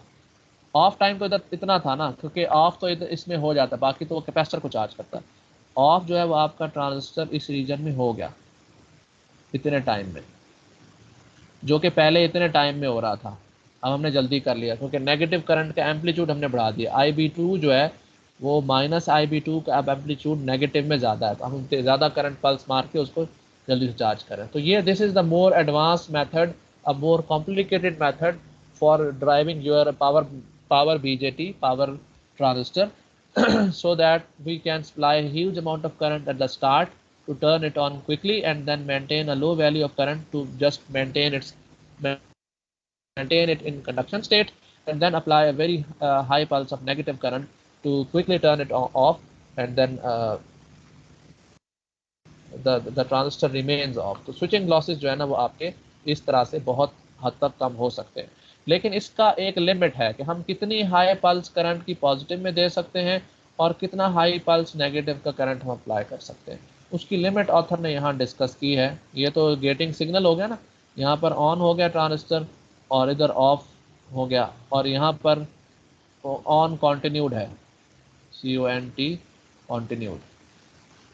तो ऑथर ये कहता है कि अगर हम बहुत ज़्यादा करंट सप्लाई करें, बहुत ज़्यादा बेस करंट सप्लाई करें ऑन करने के लिए, या बहुत ज़्यादा नेगेटिव करंट की पल्स मार के बेस से चार्ज रिमूव करने के लिए तेज़ी से करंट यहाँ से निकालें, दोनों केसेस में होता क्या है कि पी टाइप, देखते हैं सारा पी टाइप मटेरियल है जिसको मैं रेड कलर से बना रहा हूँ। This whole region is P type, this all region is, this is P type region. तो जो पी टाइप रीजन है जो मैंने रेड कलर का बनाया है, this is a semi conductive material. आपको पता है कि ये कोई बहुत अच्छा, बहुत बुरा भी कंडक्टर नहीं है, लेकिन कोई सुपर कंडक्टर भी नहीं है। इसके अंदर मटेरियल की अपनी रेजिस्टेंस है, ये इसके अंदर बहुत सारी रेजिस्टेंस है जो मैं इस तरह मॉडल कर रहा हूँ, मटेरियल के विद इन रेजिस्टेंस है, ठीक है, ये आपको नजर आ रहा होगा। तो ये P type is a resistive material, basically not highly resistive, but it has some resistance because it is made up of p type material which is not a superconductive material। तो जब आप इसमें से बहुत हाई करंट इंजेक्ट करते हैं for example, और जाहिर बात है लूप तो इसका ये बनता है ना, एमीटर से निकलेगा करंट फिर, तो जब ऐसे बहुत ज़्यादा हैवी करंट इंजेक्ट करते हैं तो entry point become slightly more positive and the area near the emitter becomes slightly more negative, और बीच में मटेरियल पी टाइप मटेरियल के with in electric field exist करती है, ठीक है। जो इलेक्ट्रिक फील्ड जो आपका कलेक्टर से एमिटर का करंट था ना उसको डिस्टर्ब करती है। वैसे क्या होता है नॉर्मल हालात में देखें कि जब ट्रांजिस्टर कंडक्ट कर रहा होता है तो कलेक्टर से सीधा एमिटर में इस तरह करंट जा रहा होता है, ऐसे, ये ऐसे जा रहा है और ये ऐसे एंटर हो गया, और इधर से यूं ऐसे एंटर हो गया, ये स्ट्रेट जा रहा है करंट। ये blue arrows are the main load current which is flowing from collector to emitter. N negative region, N से एन नेगेटिव रीजन में से करंट का फ्लो होता है। अब जब आप बेस को बहुत ज़्यादा करंट देते हैं स्टार्ट में, जब ट्रांसफर में करंट अभी नहीं होता और करंट ने आना होता है, तो आप जब बेस में बहुत ज़्यादा हैवी करंट इंजेक्ट करते हैं तो जो कलेक्टर से एमिटर का पाथ है वो बजाय इसके कि वेल डिस्ट्रीब्यूटेड हो throughout the emitter region के एन रीजन में थ्रू आउट हर जगह से एंटर हो करंट, वो इलेक्ट्रिक फील्ड जो सेट होती है हैवी बेस करंट से जो कि with in the P type material बनती है, इस मटेरियल के अंदर वोल्टेज ग्रेडियंट आ जाता है जिसकी वजह से पी टाइप मटेरियल के विद इन इलेक्ट्रिक फील्ड बनती है। और वो इलेक्ट्रिक फील्ड क्या करती है, वो करंट को जो कलेक्टर से एमिटर करंट ने फ्लो होना होता है उसको इवनली डिस्ट्रीब्यूट होने की बजाय किनारियों से एंटर करवाते, सिर्फ सारा करंट फोकस हो जाता है किनारियों से ना, सारा करंट की फोकसिंग हो जाती है किनारियों में, ऐसे। अब ये जगह जो है ना इतना सारा करंट बारीक सी जगह से जब वो करंट, तो ये किनारियां हीट अप हो जाती है जिसको हम कहते हैं हॉट स्पॉट फॉर्मेशन। ये छोटी छोटी हॉट स्पॉट्स बन जाती हैं, ये बहुत ज़्यादा हीटअप हो जाती है जगह, जिसकी वजह से ट्रांजिस्टर बहुत जल्दी जल जाता है, डैमेज हो जाता है, क्योंकि यहाँ टेम्परेचर एक्सीड कर जाता है जो मटेरियल सस्टेन कर सकता है। ओवरऑल डिवाइस ठंडी होती है, लेकिन ये छोटा सा हॉट स्पॉट बनता है यहाँ पर, तो वो डिवाइस डैमेज हो जाती है। इस वजह से वो कहता है कि बेस करंट जब आप इसमें इंजेक्ट करें इसको ऑन करने के लिए, तो एक रीजनेबल अमाउंट हो, ना हो कि इतनी ज़्यादा इलेक्ट्रिक फील्ड बने कि आपका जो करंट है वो कॉर्नर्स पे, कलेक्टर करंट वो कॉर्नर्स पे शिफ्ट हो जाए। इसी तरह ऑथर कहता है कि जब हम इसको ऑफ करते हैं, ऑफ करने के लिए नेगेटिव करंट जब हम अप्लाई करते हैं, इसमें से करंट जब निकालेंगे तो करंट का पाथ ये बनेगा, इस तरह से एमीटर से करंट निकलेगा और बेस में बाहर जाएगा। उसकी वजह से क्या होता है कि आपकी इलेक्ट्रिक फील्ड की डायरेक्शन इस तरह, जो करंट है वो इस तरफ होता है और इलेक्ट्रिक फील्ड की जो डायरेक्शन है वो इस तरफ हो जाती है। इलेक्ट्रिक फील्ड क्या करती है कि वो करंट को, जो नीचे से कलेक्टर करंट पहले फ्लो हो रहा था जिसको अब आपने ऑफ करवाना है, वो पहले इवनली डिस्ट्रीब्यूटेड था थ्रू आउट द मटीरियल, लेकिन अब क्या होगा कि अब जो करंट आ रहा है वो सेंटर से होके गुजरेगा, बाकी सारी जगहों पर वो करंट नहीं जाएगा, सिर्फ एन रीजन में सेंटर से होके सारा करंट गुजरेगा। अब हॉट स्पॉट सेंटर में बनेगा, यहाँ से करंट आना था इधर से, अब ये जो जगह है ना, ये वाली सेंटर वाली, ये जगह हीटअप हो जाएगी और उसकी वजह से ट्रांजिस्टर आपका जल्दी डैमेज हो जाएगा, बाजू का थोड़े से करंट पे भी डैमेज हो जाता है। तो ये आपको बात समझ आ गई इलेक्ट्रिक फील्ड कैसे बनती है और उसकी वजह से आपका जो है वो किस तरह से करंट फोकसिंग हो जाती है और हॉटस्पॉट फॉर्मेशन होती है। सर ये दोबारा बता दें काइंडली। देखिए ये नेगेटिव रीजन हो गया ना,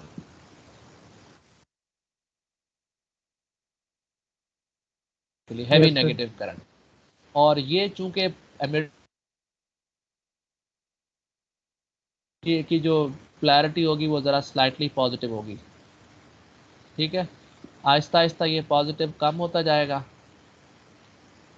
और यहाँ बहुत कम होगा चार्ज, और इसी तरह आहिस्ता आहिस्ता नेगेटिव यहाँ पे कम होता जाएगा, यहाँ नेगेटिव और यहाँ बहुत कम। तो चार्ज की जो डिस्ट्रीब्यूशन है वो इस तरह से हो जाएगी।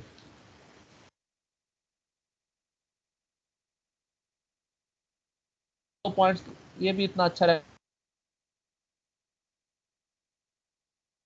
रीजन है, ये इस चकोर डब्बे को देखें, एक सेमीकंडक्टर है, मैं इसको प्लस कनेक्ट करता हूँ बैटरी का और इधर नेगेटिव कनेक्ट करता हूँ।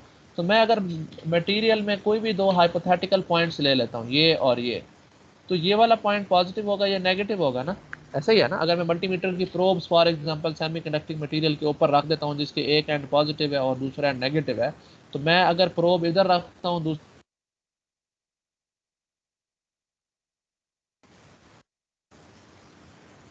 बताए ना, सर मिलनी आपकी चाहिए ना आवाज़। Yes sir. वोल्टेज। अब आ रही है आवाज़, वोल्टेज मिलनी चाहिए ना आपको विद इन द मटेरियल, आपको वोल्टेज मिलनी चाहिए जब आप मल्टीमीटर रखेंगे इसके ऊपर। इसका मतलब ये है कि इसके अंदर इलेक्ट्रिक फील्ड एग्जिस्ट करती है, बिकॉज किसी भी दो पॉइंट्स पे मैं मल्टीमीटर रखूँ, फॉर एग्जांपल एक पॉइंट ये है और एक पॉइंट ये है, तो यहाँ पर प्लस वोल्टेज मिलेगी और यहाँ,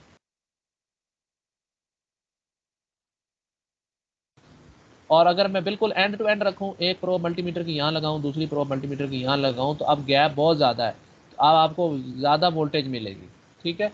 बट द पॉइंट इज़ कि हम कोई भी दो हाइपोथेटिकल एरियाज एज्यूम करें, तो मटेरियल के अंदर से क्योंकि करंट फ्लो कर रहा है और उसके इर्द गिर्द वोल्टेज का दाएं बाएं एंड टू एंड वोल्टेज है, तो किसी भी दो पॉइंट इलेक्ट्रिक फील्ड होगी लाजमी, ये पॉइंट है। ये बात समझ आई है, electric field with in the material क्यों होगी, यस सर। ठीक है।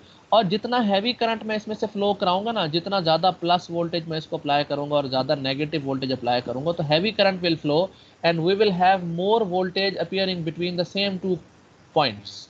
अगर मैं इसकी वोल्टेज को इंक्रीज कर दूं तो इनकी पॉइंट्स के दरमियान वोल्टेज भी इंक्रीज हो जाएगी और इलेक्ट्रिक फील्ड स्ट्रेंथ भी विद इन द मटेरियल, कोई भी दो हाइपोथेटिकल पॉइंट्स आप एज्यूम कर लें उसके अंदर इलेक्ट्रिक फील्ड की स्ट्रेंथ बढ़ जाएगी जब आप पूरे ओवरऑल मटेरियल को वोल्टेज बढ़ाएंगे, और जाहिर बात है उसका करंट भी बढ़ जाएगा। जब आप वोल्टेज बढ़ा रहे हैं तो सेमी कंडक्टिंग मटेरियल में करंट भी बढ़ेगा और विद इन द मटेरियल जो इलेक्ट्रिक फील्ड है वो भी बढ़ जाएगी। तो यहाँ पर जो हमने पॉइंट किया ना, बात की कि बेसिकली कलेक्टर से एमीटर में करंट नॉर्मल हालात में जब ट्रांजिस्टर ऑन होता है तो कलेक्टर से एमीटर करंट फ्लो होता है ना, ऐसे ये this is the representing the flow of current through the semiconducting material. Emitter से गया, एमिटर से होके यहाँ से इधर से मेटल कांटेक्ट से बाहर निकल गया और एमिटर में जमा होके ऊपर को निकल गया। यहाँ से करंट ऐसे एंटर हुआ मेटल कांटेक्ट से। समझ आ रही है यहाँ तक? ये बात तो समझ आ गई है ना? ये मैंने एरोज बनाए हैं। कलेक्टर से करंट गया क्योंकि कलेक्टर को हमने एक एक्सटर्नल सर्किट में कनेक्ट किया हुआ है सोर्स के साथ, वीसीसी के साथ, जो कि कलेक्टर से एमिटर करंट फ्लो हो रहा है। अब पॉइंट ये है कि जब हम बेस को करंट सप्लाई करते हैं, हैवी करंट की बात हो रही है, या बेस में से हैवी करंट निकालते हैं उसको टर्न ऑफ करने के लिए, उसका नुकसान होता है कि इवनली डिस्ट्रीब्यूटेड करंट एंटर होने की बजाय, यानी इस एन रीजन में करंट इवनली डिस्ट्रीब्यूट होके एंटर होने पॉइंट से एंटर होता है। और उसकी फोकसिंग क्यों होती है? क्योंकि जो इलेक्ट्रिक फील्ड बन रही है ना एमिटर और बेस के दरमियान ड्यू टू हैवी सप्लाई, तो आपके जो कलेक्टर से एमिटर करंट फ्लो हो रहा है उसको सीधा जाने की बजाय उसको कर्व करवा देती है, ऐसे उसको मोड़ के सेंटर में कर देती है अगर आप इसमें से करंट निकाल रहे हो बेस में से। और वाइस वर्सा हैपन होता है जब इसमें आप करंट फीड कर रहे हैं तो करंट साइडों से एंटर होता है। Collector current, collector to emitter जो करंट फ्लो हो रहा होता है वो साइडों से एंटर होना शुरू हो जाता है। ये बात ही समझ आ गई आपको कि ये क्यों स्टीयरिंग हो रही है करंट की? इलेक्ट्रिक फील्ड इन्फ्लुएंस कर देती है करंट के पाथ को। जो स्ट्रेट नीचे से ऊपर जा रहा था वो अब जरा किनारियों से एंटर होता है करंट। ये बात समझ आई है? क्योंकि electric field can steer the flow of current. आपने अगर मेरे से इंस्ट्रूमेंटेशन एंड मेजरमेंट्स पढ़ी है तो उसके अंदर ऑसिलोस्कोप की हमने बात की थी, और ऑसिलोस्कोप में हमने ये पढ़ा था कि इलेक्ट्रॉन बीम सेंटर से आगे स्क्रीन को हिट करती है, और इलेक्ट्रोस्टैटिक प्लेट्स होती हैं, vertical deflection plates and horizontal deflection plates, उनको हम इलेक्ट्रिक फील्ड अप्लाई करते हैं जो इलेक्ट्रॉन बीम को लेफ्ट टू राइट स्टीयर करती है। यही बात हमने पढ़ी थी ना। और जब आपका इलेक्ट्रॉन बीम किसी भी इलेक्ट्रिक फील्ड के बीच में से गुजरती है, इलेक्ट्रॉन बीम क्या है basically? Electrons accelerating at certain speed, यही है ना। और किसी भी कंडक्टर में से जो करंट फ्लो हो रहा होता है वो क्या होता है? वो भी तो इलेक्ट्रॉन की फ्लो ही होता है ना। तो एक बीम हो इलेक्ट्रॉन की या एक कंडक्टर में से इलेक्ट्रॉन्स वैसे ही फ्लो हो रहे हो, तो अगर हम उसको इलेक्ट्रिक फील्ड अप्लाई करें तो करंट की डायरेक्शन हम स्टीयर कर सकते हैं विद इन द मटेरियल। अभी एन से कलेक्टर से एमिटर जो करंट फ्लो हो रहा था उसूलन उसको सीधा सीधा फ्लो होना चाहिए, और पूरा एन टाइप मटेरियल की तमाम सरफेसेस से करंट को इक्वली एंटर होना चाहिए, ताकि तमाम एरिया जो है ना वो करंट को इक्वली एक्सेप्ट करे। लेकिन होता क्या है कि जब आप बेस को ज़्यादा करंट सप्लाई करते हैं ऑन करने के लिए, या बेस से ज़्यादा करंट निकालते हैं खास वैल्यू का, जैसे उसने यहाँ पर बताया है कि बेस को ज़्यादा करंट दें, निकालें उसमें से, और बेस को ज़्यादा करंट सप्लाई करें, उसका नुकसान ये होता है कि करंट फोकस हो जाता है मटेरियल के जो कलेक्टर करंट है। अब की बारी दो करंट्स की बात हो रही है एक ही वक्त में, उसको कंफ्यूज नहीं करना। मैं कह रहा हूँ बेस करंट जब आप यकदम बहुत सारा निकालते हैं तो कलेक्टर करंट जो है वो फोकस हो जाता है सेंटर में, due to the electric field created within this P material.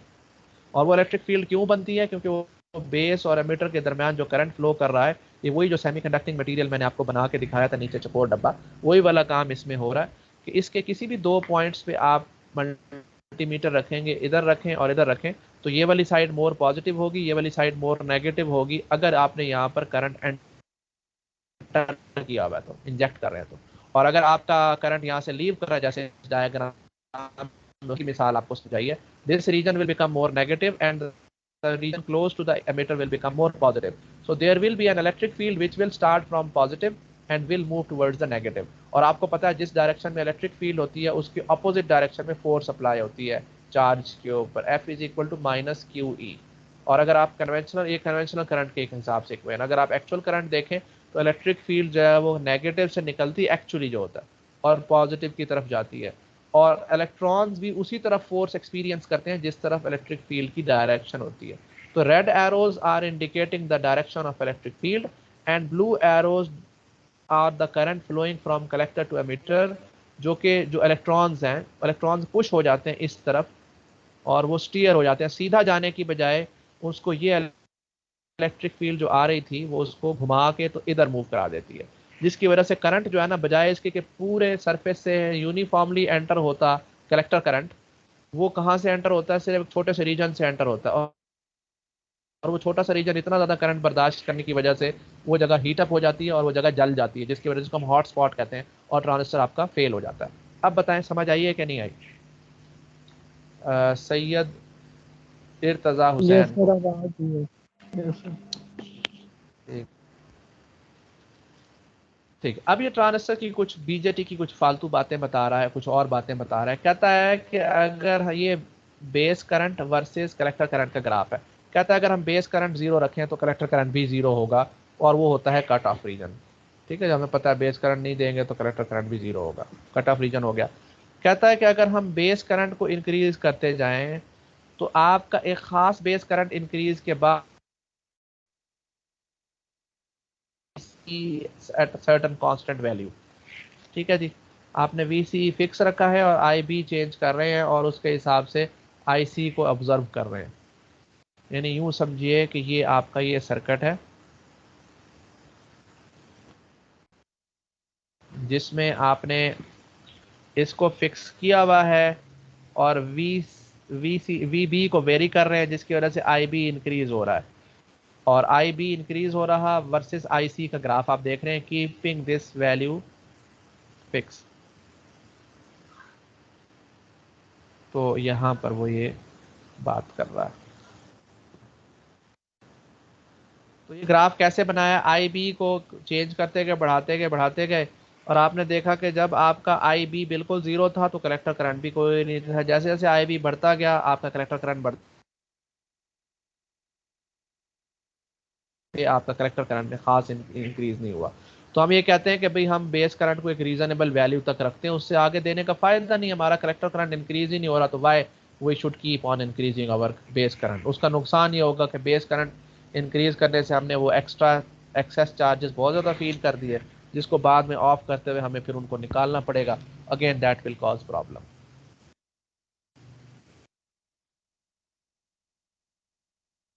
कहता है कि अगर हम वी सी सी को इंक्रीज करके डिफरेंट वैल्यू पे रख लें, वी सी सी को हमने इंक्रीज करके तो कोई और वैल्यू बढ़ा दी, फिर दोबारा फिक्स कर, बढ़ा के फिक्स कर दी, वीसीसी को हमने बढ़ा के फिक्स कर दिया और फिर दोबारा एक्सपेरिमेंट, वही दोबारा एक्सपेरिमेंट रिपीट किया, बेस करंट को जीरो से इंक्रीज करते गए और 15 एम्पियर तक ले गए, और उसका ग्राफ देखा with respect to collector current.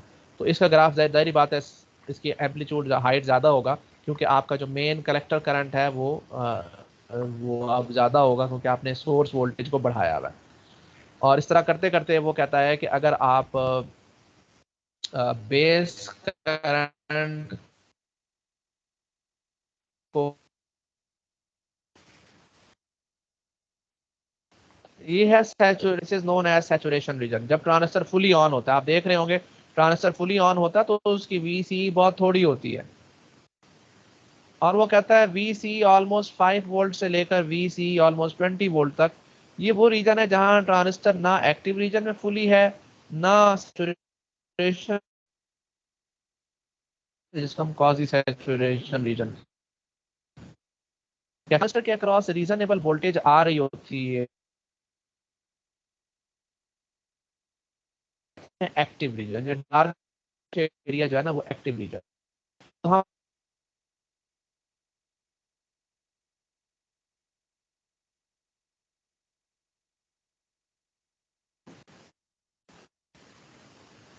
जिसपे आपका एक्सक्यूज ट्रांजिस्टर मी फुली सर आपकी आवाज जी, बीच में बार बार कट जाती है। यस सर, कुछ भी समझ नहीं आ रहा, बहुत कटी है आवाज। उसका उसको चेंज करता हूँ।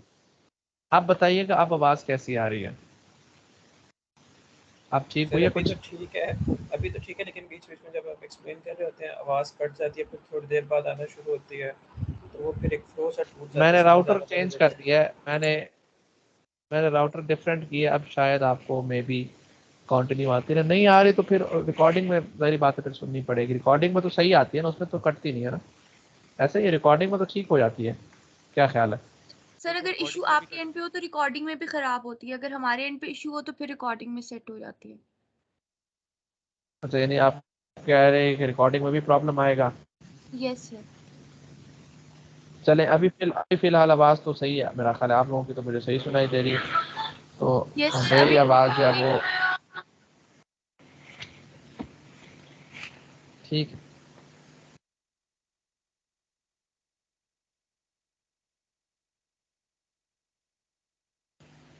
ठीक हो गया। तो अब मैं कंटिन्यू करता हूँ। तो जो मैं बात अर्ज कर रहा था वो ये था, वो ये थी कि आपकी जो ये है आपकी सैचुरेशन एक्टिव रीजन। क्यों एक्टिव रीजन है? क्योंकि इसमें डिवाइस के क्रॉस वोल्टेज काफ़ी सारी है और डिवाइस में करंट भी रीजनेबल फ्लो कर रहा है, इसलिए this region is known as active region. आप इसकी अलामात देख लें। एक्टिव रीजन में क्या है कि VCE भी सिग्निफिकेंट है यहाँ पर और उसमें कलेक्टर करंट भी सिग्निफिकेंट है इस पॉइंट पे, तो इसलिए हम कहेंगे कि ये एक्टिव रीजन है। So this region is active region. उसके बाद आता है क्वाजी सैचुरेशन रीजन कि ट्रांजिस्टर में कुछ थोड़ी सी वोल्टेज है और करंट सर सिग्निफिकेंट है। जी सर आपने भी ये चीज़ एक चीज़ पहले यहाँ मेंशन की थी कि ये जो रीजन 3 था हमारे पास, ये क्या कहते हैं, सबसे ज़्यादा हमारे पास लॉसी रीजन था ना, तो हाँ हाँ हाँ, और रीजन एक्टिव 3 रीजन ये जो है। हमारे पास एक्टिव रीजन है। तो ये हम इस चीज़ को इस तरह डिड्यूस कर सकते हैं कि एक्टिव रीजन में हमेशा से लॉसेस ज़्यादा होंगे। जी जी बिल्कुल, एक्टिव रीजन हमेशा लॉसी होगा क्योंकि उसमें एक्टिव रीजन की निशानी यही है कि एक्टिव रीजन में डिवाइस के क्रॉस वोल्टेज भी होनी चाहिए, सिग्निफिकेंट वोल्टेज होनी चाहिए और डिवाइस में सिग्निफिकेंट करंट भी फ्लो होना चाहिए। नॉन जीरो करंट होगा तो ट्रांजिस्टर, और अगर नॉन जीरो वोल्टेज होगी ऑलमोस्ट तो ट्रांजिस्टर ऑन समझा जाएगा। तो ये जो बीच की स्टेट है ना, जिसमें ना ऑन ना ऑफ है, पूरा सा बीच की स्टेट है, उसको हम एक्टिव रीजन कहते हैं और उसमें हाईएस्ट लॉसेज होते हैं। तो इसलिए हम इसको पावर इलेक्ट्रॉनिक्स में अवॉइड करते हैं। ये होता तो नहीं है लेकिन चूंकि हम ट्रांजिट कर रहे हैं ऑफ से ऑन और ऑन से ऑफ, तो ये बीच में आ जाता है ये रीजन, यकदम हम इस रीजन को अवॉइड किए बगैर नहीं जा सकते। So this is the active region, this is the active region. ये है कॉजी सैचुरेशन रीजन जिसमें करंट भी कुछ है, ज़्यादा सारा है लेकिन वोल्टेज बहुत थोड़ी है। तो यहाँ पर उसने कॉजी सैचुरेशन रीजन को एक्सप्लेन किया है कि ये आपका ऑलमोस्ट कॉजी सैचुरेशन रीजन है।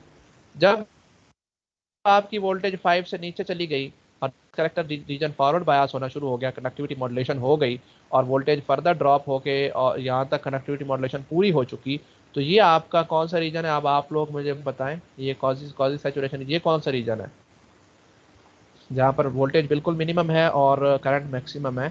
सैचुरेशन रीजन है सर ये। दिस इज द रीजन, बिल्कुल। तो ये तीन रीजन जिसके अंदर इस तरह से आ जाते हैं। तो हम हमेशा जब भी ट्रांजिस्टर को कट ऑफ से पहले जाते actually do not want to stay much longer, उसके बाद हम आते हैं कॉजी सैचुरेशन रीजन में और फिर हम आते हैं सैचुरेशन रीजन में। ये टर्न ऑन साइकिल है और टर्न ऑफ साइकिल बिल्कुल इसका उलट है। और ये होती है इसका स्लोप को हम बीटा कहते हैं कि कितने करंट की बेस करंट की वेरिएशन के साथ कितने कलेक्टर करंट में वेरिएशन आती है। Higher the beta higher will be the amplification. ये अमूमन एम्पलीफायर्स के अंदर ज़्यादा इसका किरदार होता है। तो जो ये जो आपकी स्ट्रेट लाइन है ना, इसमें जो इसका स्ट्रेट लाइन का जो स्लोप है वो बीटा होता है। तो ये हो गया। उसके बाद फिर ये ट्रांजिस्टर के कुछ डाटा शीट के हवाले से या कुछ टर्मिनोलॉजीज को एक्सप्लेन करता है जिसका आपको पता होना इंतहाई ज़रूरी है, क्योंकि आप लोगों को यही पता नहीं होता कि BV क्या है। BV का मतलब है break down voltage, break down voltage, break down voltage. अब ब्रेक डाउन वोल्टेज किन किन चीज़ों की एग्जिस्ट कर सकती है? ब्रेक डाउन वोल्टेज उन चीज़ों की एग्जिस्ट करती है अमूमन, हर चीज़ की होती है, हर सेमीकंडक्टर की ब्रेक डाउन होती है। तो इन्होंने मेंशन उनकी की हुई है जिनके क्रॉस ज़्यादा वोल्टेज आनी है। लेक्चर के स्टार्ट में मैंने आपसे पूछा था, आपको याद होगा कि मैंने कहा था कि सबसे ज़्यादा ब्रेक डाउन वोल्टेज कहाँ अपीयर होती है, तो आप लोगों ने कहा था, क्या कहा था भला ज़रा बताएं? Base to emitter, collector to emitter या एमीटर टू बेस, किस में ज़्यादा वोल्टेज आती है सबसे ज़्यादा? Collector to emitter. Collector to emitter. जी, कलेक्टर और emitter are the two terminals which bear the maximum voltage mostly. तो हमें किसका होना चाहिए फिर? VCE ब्रेक डाउन वोल्टेज देखनी चाहिए, तो इसलिए BVCE उसने लिखा हुआ है। ये BVCE। ओ का मतलब क्या है? ओ का मतलब यह है कि आपने बेस टर्मिनल को ओपन छोड़ा हुआ है, एमीटर को ग्राउंड किया हुआ है और VCC इसके साथ कनेक्ट की हुई है, किसी चीज के साथ कुछ नहीं कनेक्ट किया हुआ, इसलिए ओ का मतलब ये है। VCEO का मतलब break down voltage of collector to emitter voltage with base terminal open circuit. समझ आ गई बात की? इसको कैसे पढ़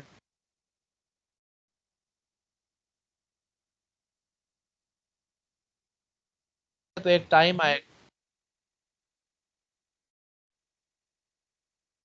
आएंगे तो एक टाइम आएगा। ये आवाज आ रही है आप लोगों को मेरी? ये फंस फंस के आ रही है? आवाज काट रही सर है आवाज आपकी। नहीं ठीक आ रही है आपकी। कट रही है भी। अच्छा, एक मिनट मैं जरा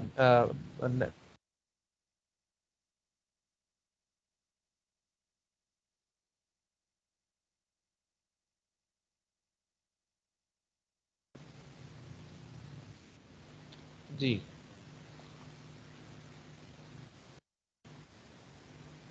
अब जरा देखें क्या सिचुएशन चल रही है। आवाज कुछ आ रही है मुनासिब?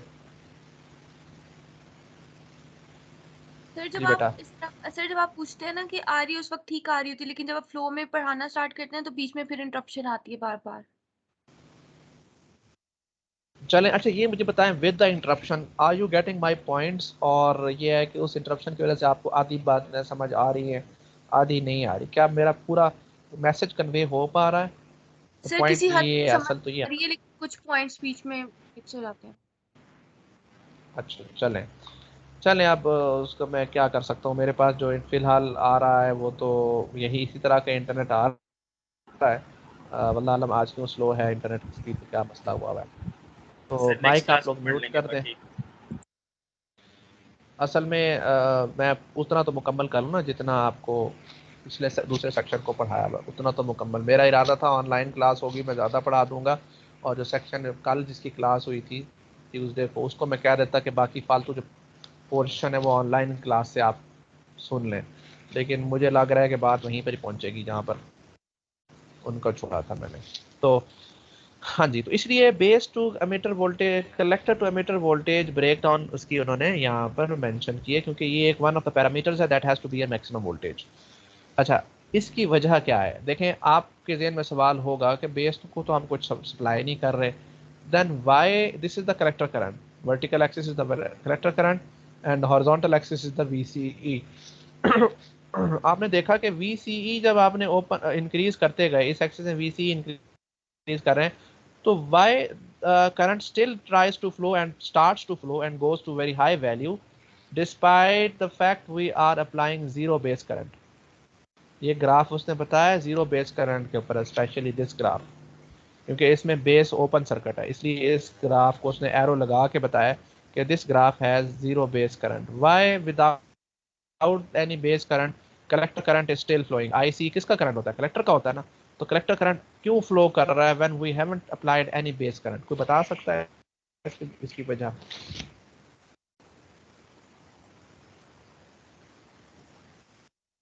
थी मेरी आवाज तो पूरी आ गई है ना? सवाल पूरा समझ आ गया? ये बता दें। सर सवाल समझ आ के जवाब सोच रही हूँ। जी, उसका जवाब आपको नहीं आएगा, मैं बता देता हूँ। उसके उसकी मैं सिर्फ ये प्रोब कर रहा था कि आपके अंदर थिंकिंग डेवलप हो, ताकि आप आंसर की तरफ तवज्जो दें। आंसर इसका ये है कि जब कलेक्टर और एमीटर के दरमियान एक स्पेसिफिक हाई वोल्टेज से ज़्यादा वोल्टेज चली जाती है, यानी उतनी वोल्टेज जितनी बेचारा बर्दाश्त नहीं कर सकता, ब्रेक डाउन लेवल की वोल्टेज आती है, तो उस वक्त कलेक्टर और एमीटर में इतनी ज़्यादा इलेक्ट्रिक फील्ड होती है कि जो वो पी रीजन है ना, जिसमें आपने चार्ज इंजेक्ट करने होते हैं तब कंडक्शन स्टार्ट होती है ना। बेस का काम क्या है कि you have to inject charge to turn on the device and you have to pull out the charges to turn off the device।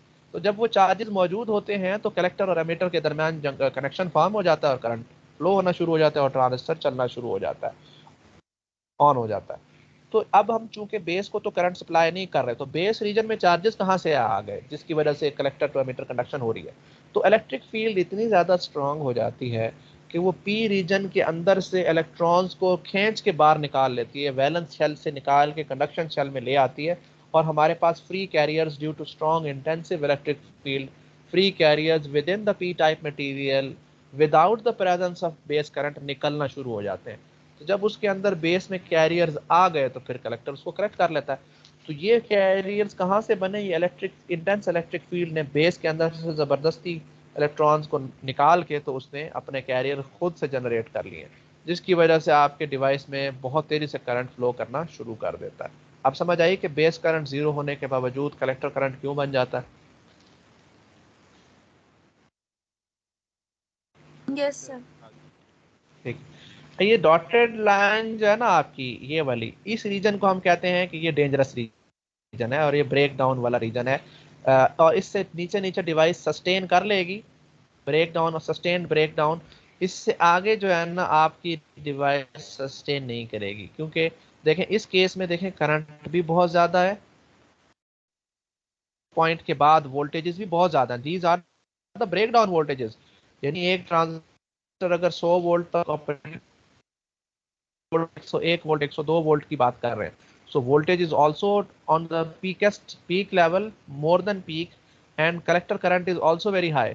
तो डिवाइस में हीट लॉसेस बहुत ज़्यादा होंगी ना, तो जिसकी ब्रेकेज को अचीव करता है तो वो डैमेज ब्रेक डाउन होने से नहीं होता, बल्कि ब्रेक डाउन होने के बाद जो उसमें से intense current, high current flow करता है, और हाई करंट फ्लो होते हुए उसकी वोल्टेज भी बहुत ज़्यादा होती है उसके क्रॉस, तो उस वक्त पावर लॉस और हीट बहुत ज़्यादा होती है, जिसकी वजह से मटेरियल अंदर से हीट अप होकर जल के डैमेज हो जाता है।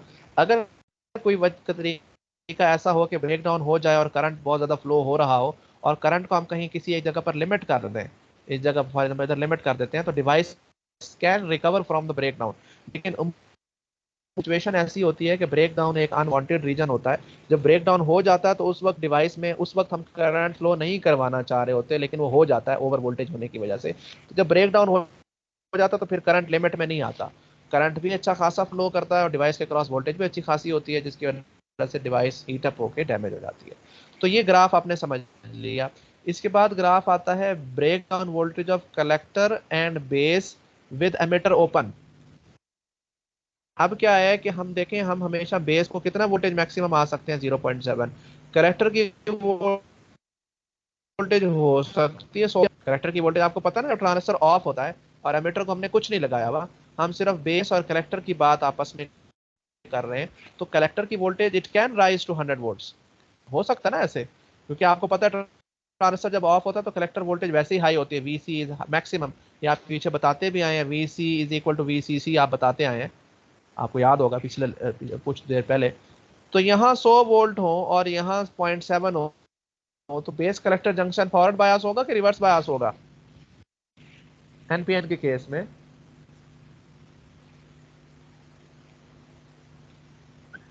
सर रिवर्स है अभी तो। रिवर्स बायस होगा definitely, because this is at plus, this is N region, this is P region.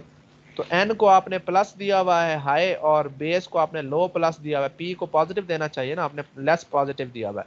तो base collector junction is very well reverse biased, काफी अच्छे तरीके से रिवर्स बायस हुआ हुआ है।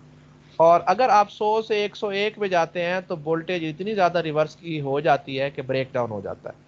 और ये वो दूसरा रीजन है। एक तो आपने बताया ना base collector to emitter voltage जो है ये एक मैक्सिमम जा सकती है डिवाइस में। एक और रीजन जो अब आपने अभी लर्न किया वो ये है कि बेस टू कलेक्टर भी वोल्टेज जो है ना वो बढ़ सकती है, काफी ज्यादा जा सकती है, और ट्रांजिस्टर में ऐसा होता है, वो जाती है।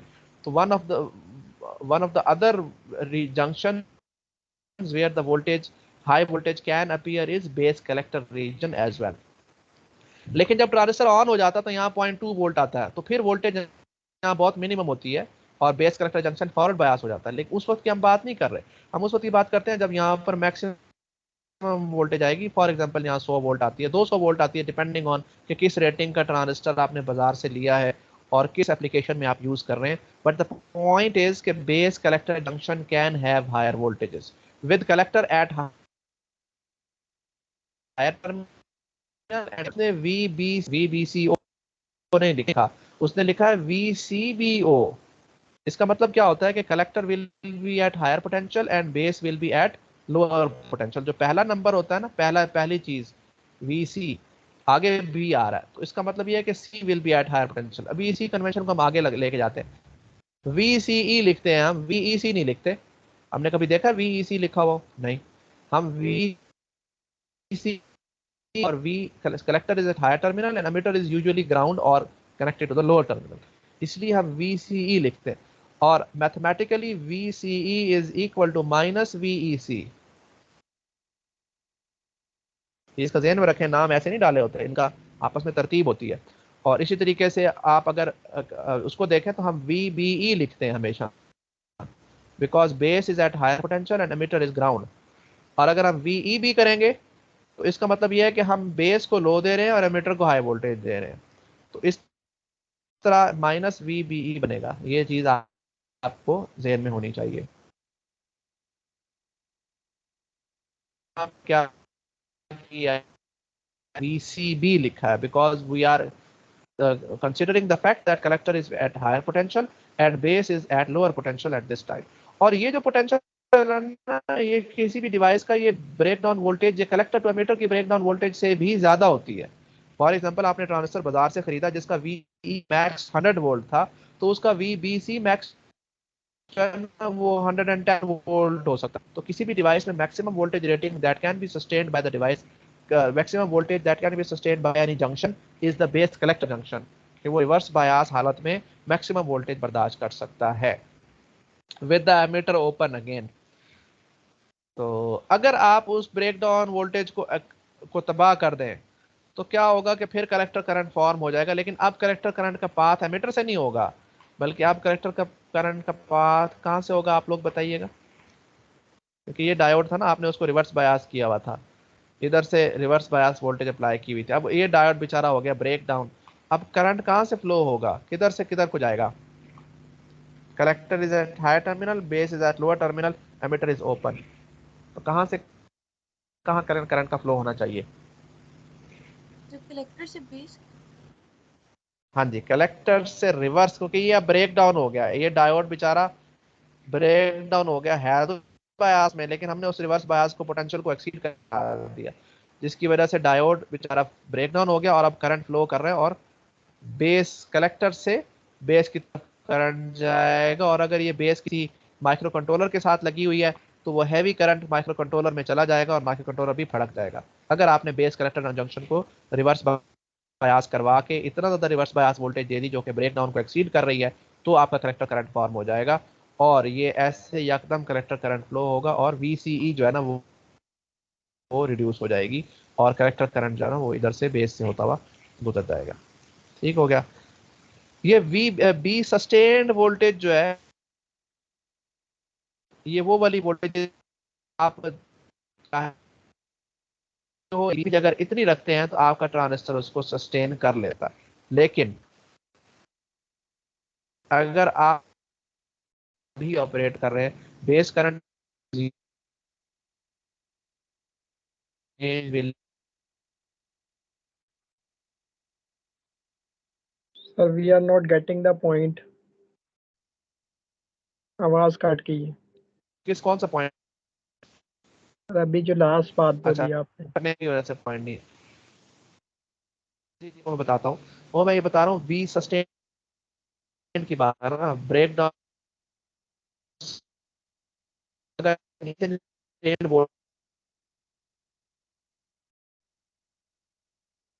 नहीं सर फिर जाएगा, आवाज अगर इससे ऊपर जाएगा टाइम वो सब अगर इस वैल्यू एक्सक्यूज पर मी सर, नहीं समझ आ रही। हाँ,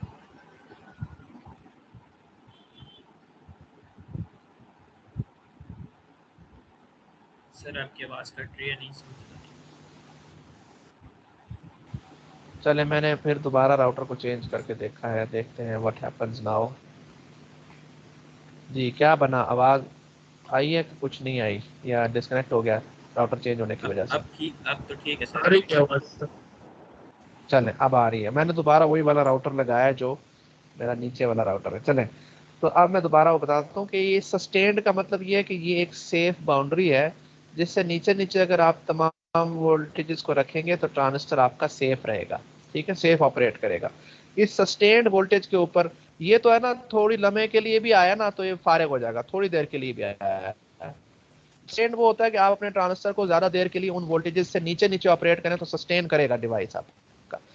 तो वो सस्टेनेबिलिटी की जो बी सस्टेन है ना, उसकी वो किस पे डिपेंड करता है, वो आई बी पे डिपेंड करता है। अगर आपके डिवाइस का आई बी बढ़ रहा है, जिस पॉइंट पे भी ऑपरेट कर रहे हैं, जैसे भी ऑपरेट कर रहे हैं, अगर आपका बेस किसी भी वजह से, तो आपका जो सस्टेन है ना वो नीचे चला जाएगा, पीछे को हो जाएगा। और अगर आपका आई बी बहुत ज्यादा है तो आपका सस्टेन्ड और पीछे हो जाए। आपकी break down voltage is a function of base current. कहने का मकसद ये है higher the base current, your breakdown voltages that can be withstood by your device reduces. जैसे जैसे आपका बेस करंट इंक्रीज होता है, आपका जो ब्रेक डाउन वोल्टेजेस हैं जो आपके डिवाइस हैंडल कर सकता है वो रिड्यूस हो जाते हैं। ये पॉइंट अब समझ आ गया? यानी ये डी रेट हो जाती हैं ये वैल्यूज। इस पे तो नहीं होंगी क्योंकि ये तो है ही बेस करंट जीरो के ऊपर, बाकियों की बात कर रहा हूँ, इसकी बात कर रहा हूँ। इसमें भी बेस करंट जीरो होता है क्योंकि बेस करंट तो है ही नहीं, बेस करंट फंक्शन बायस है। इसमें भी बेस करंट नहीं है, इसमें भी बेस करंट नहीं है। ये वैसे जब ट्रांजिस्टर नॉर्मली ऑपरेट कर रहे हैं उस वक्त की बात है जब कुछ ना कुछ बेस करंट एग्जिस्ट करता है, और उस वक्त का हम बात कर रहे हैं। उस वक्त जैसे जैसे बेस करंट बढ़ेगा कि ब्रेक डाउन वोल्टेजेस रिड्यूस होना शुरू हो जाएंगे। ठीक है जी, समझ के बात को? आवाज आ रही है कि नहीं आ रही? मजाक की इस पॉइंट की। ये सर आवाज आ रही है। ठीक है। और ये ऐसा होता क्यों है? क्योंकि जब बेस करंट ज्यादा होगा तो जाहिर बात है कलेक्टर करंट भी ज्यादा ही होगा ना। नौ जीरो बेस करंट है तो कलेक्टर करंट जीरो है, थोड़ा सा बेस करंट है तो थोड़ा सा कलेक्टर करंट भी है, यानी वो एक्टिव रीजन में है।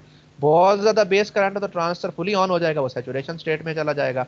तो जब बीच की स्टेट में होगा, जब बेस करंट थोड़ा सा होगा तो कलेक्टर करंट भी थोड़ा सा होगा। तो कलेक्टर करंट थोड़ा सा है, साथ में बहुत सारी कलेक्टर पर मीटर वोल्टेज भी डाल दी, तो जाहिर बात है हीट ज्यादा जनरेट होगी ना आपके डिवाइस में, और आपका डिवाइस जल्दी जल जाएगा। क्योंकि बेस करंट की प्रेजेंस इस चीज की अलामत है कि कलेक्टर करंट एग्जिस्ट करता है। जब कलेक्टर करंट एग्जिस्ट कर रहा है और साथ में कलेक्टर कमीटर वोल्टेज भी आपकी अच्छी खासी है, तो फिर डेफिनेटली आपका डिवाइस में हीट ज्यादा डिसिपेशन होगी, पावर डिसिपेशन ज्यादा होगी। तो ये कहता है because of instantaneous power dissipation break down usually results in the destruction of BJT. ठीक है जी, जो आपको ब्रेक डाउन होता है वो इस वजह से आपका बढ़ जाता है, आपका ब्रेक डाउन डिवाइस को डैमेज कर देता है ड्यू टू इंस्टेंटेनियस जो है वो break down, instantaneous power loss, इस huge instantaneous power loss की वजह से आपका डिवाइस ब्रेक डाउन के अंदर अमूमन डिस्ट्रॉय हो जाता है।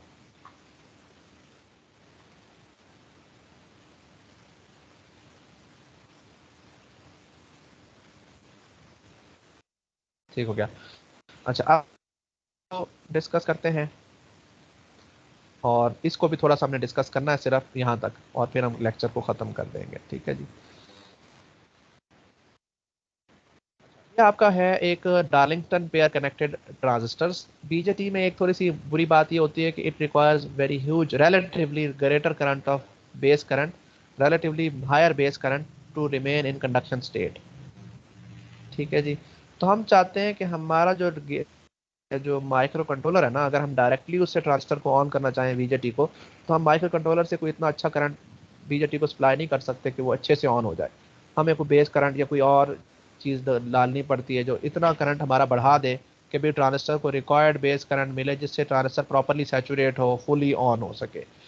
तो ये एक इसकी बुरी बात है कि इस पावर ट्रांजिस्टर की खास तौर पे पावर बीजेटीज की करंट गेन बहुत थोड़ी होती है। यानी अगर इसको मैं, इसका बीटा 2 है और इसका बीटा 1 है, तो इसका बीटा 2, पावर ट्रांजिस्टर का बीटा 2 जो है वो बहुत थोड़ा होता है। मतलब इसकी वैल्यू वैसे तो नॉर्मली 200 तक चली जाती है बीटा की वैल्यू, तो जो पावर ट्रांजिस्टर्स होते हैं इनके बीटा की वैल्यू थोड़ी होती है, मतलब लेस देन 100 होती है। और उससे मतलब 10-15 आप समझ सकते हैं, आप देख लें डाटा शीट में देखिएगा 2N3055 का बीटा क्या आता है, तो आपको अंदाजा हो होती है, जिसकी वजह से base current, you have to apply significant base current, जाके आपका रीजनेबल कलेक्टर करंट फ्लो होता है। तो हमने क्या किया, हमने दो ट्रांजिस्टर को डार्लिंगटन पेयर में, इसको इसको नाम कहते हैं डार्लिंगटन पेयर। ठीक है, डार्लिंगटन कनेक्टेड ट्रांजिस्टर्स हैं ये।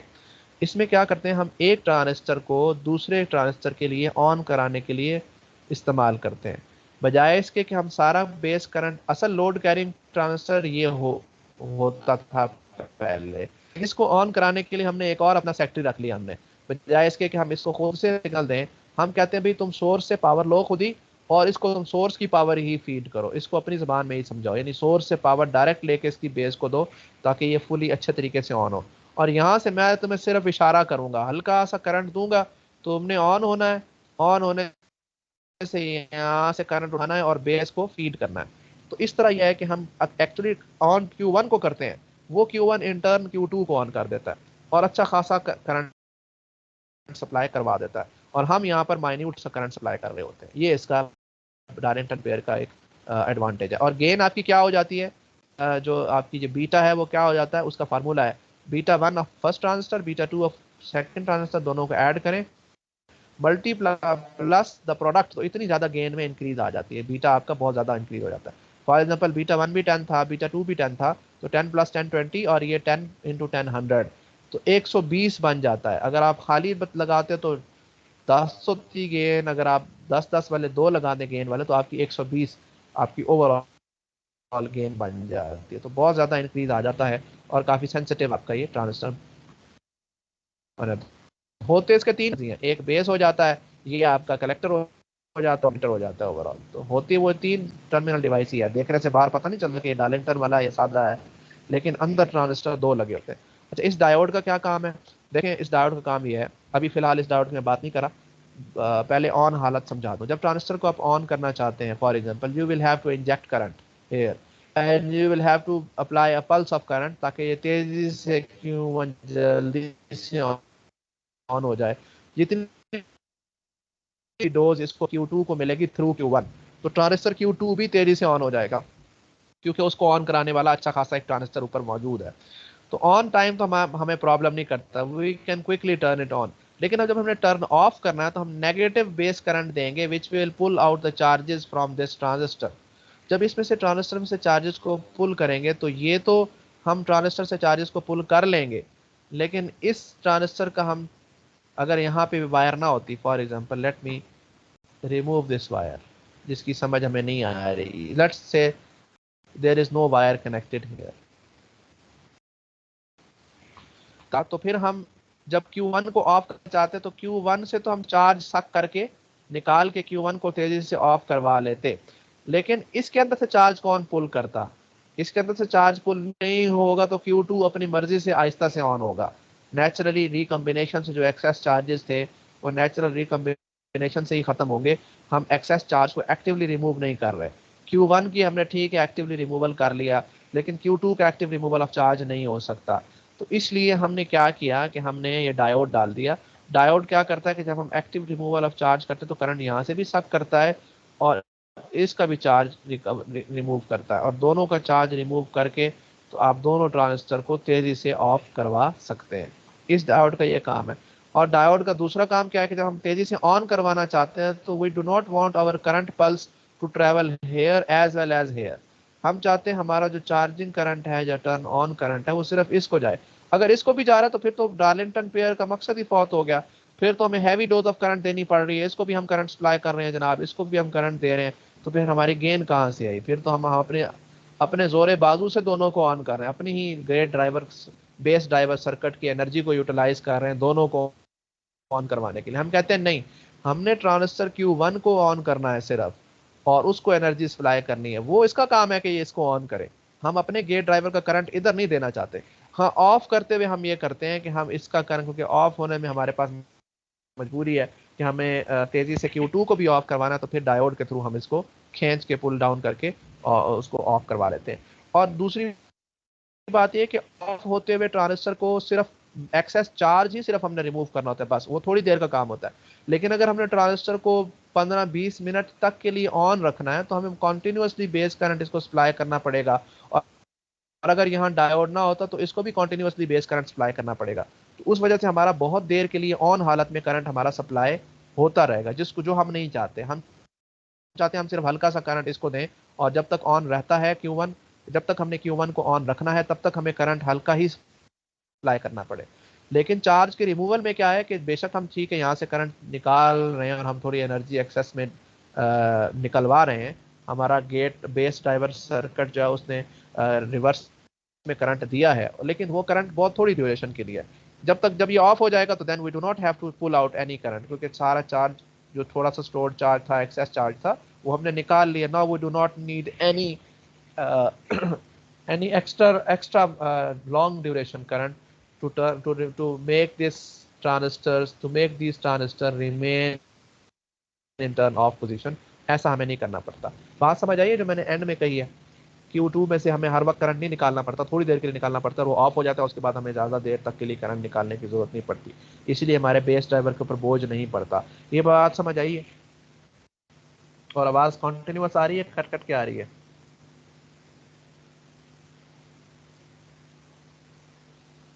जी बेटा, अब मैं पूछूंगा आवाज आ ही रही है, आ भी रही है कि नहीं आ रही? आ रही है सर। की आवाज आ रही है? इतनी देर बाद और सही आ रही है, कॉन्टिन्यूअस आ रही है? Yes sir. जी ठीक सर। है, तो मेरा मेरा पॉइंट आपको समझ आया ना कि इसमें से करंट निकालना ज्यादा करंट निकाल लेंगे, मुसलसल तो करंट नहीं ना निकाल, क्योंकि मैं एक पॉइंट बना बैठा था शुरू में जिसमें मैंने कहा था कि हम अपनी जिंदगी आसान करना चाहते हैं।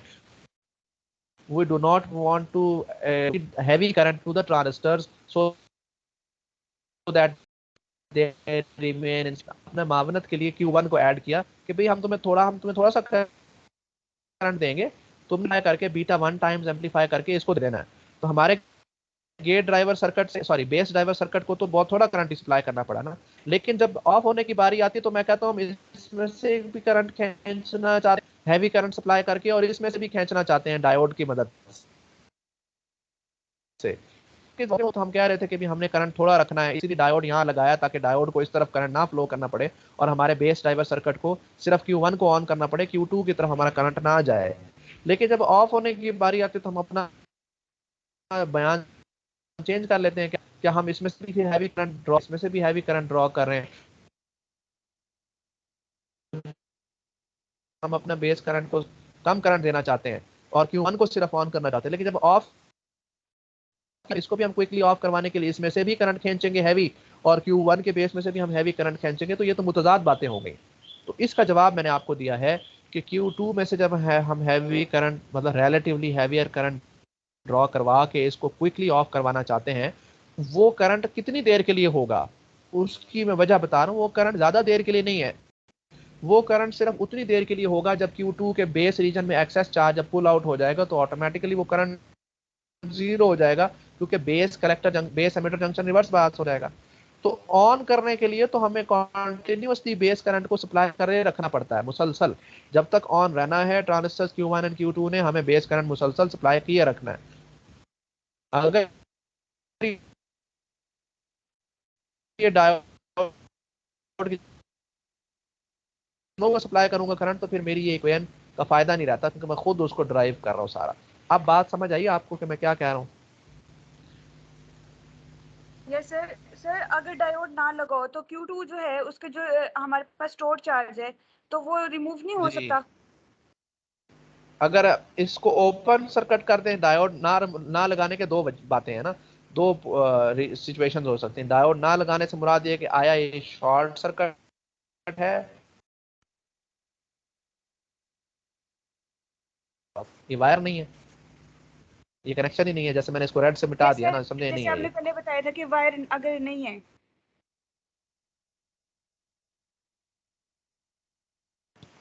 ये बात कर रही हो आप?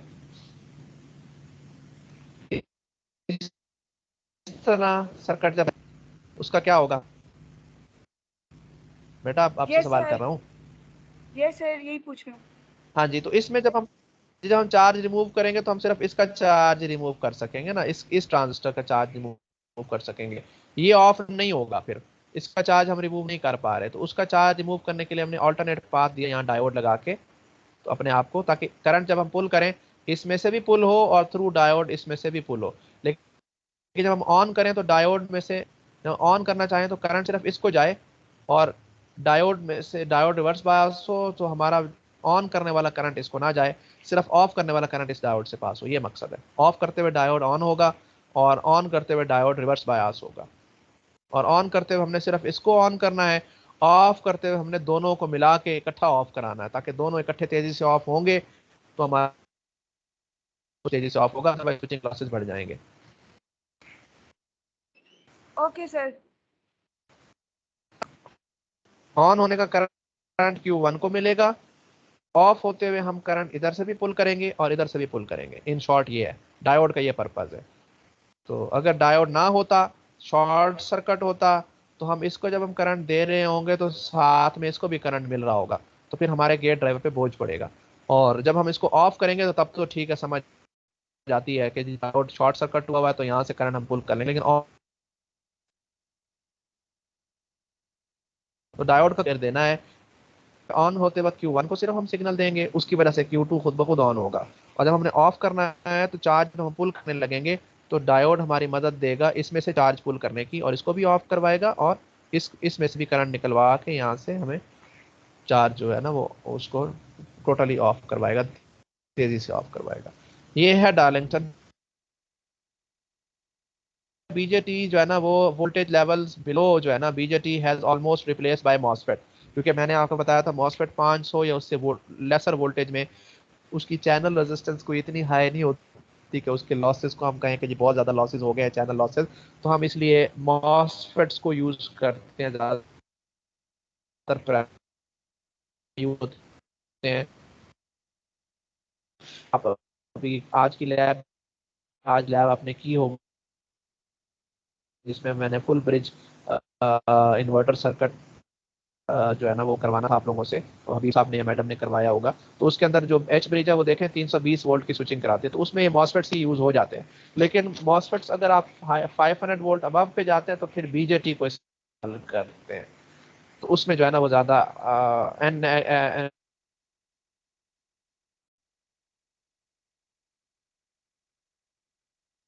फिर हाई वोल्टेज डिवाइसेस की जब आप बात करते हैं तो फिर हाई वोल्टेज में बीजेटी वोल्टेज में मॉसफेट ने रिप्लेस कर दिया और वोल्टेजेस में आईजीबीटीज ने रिप्लेस कर दिया। कहने का ये मकसद है कि बीजेटी बेचारा अब एक तरह से ऑब्सोलीट डिवाइस हो गई है। लो वोल्टेज में मॉसफेट था पहले, तो जब शुरू में तो इजाद तो बीजेटी ही हुआ था।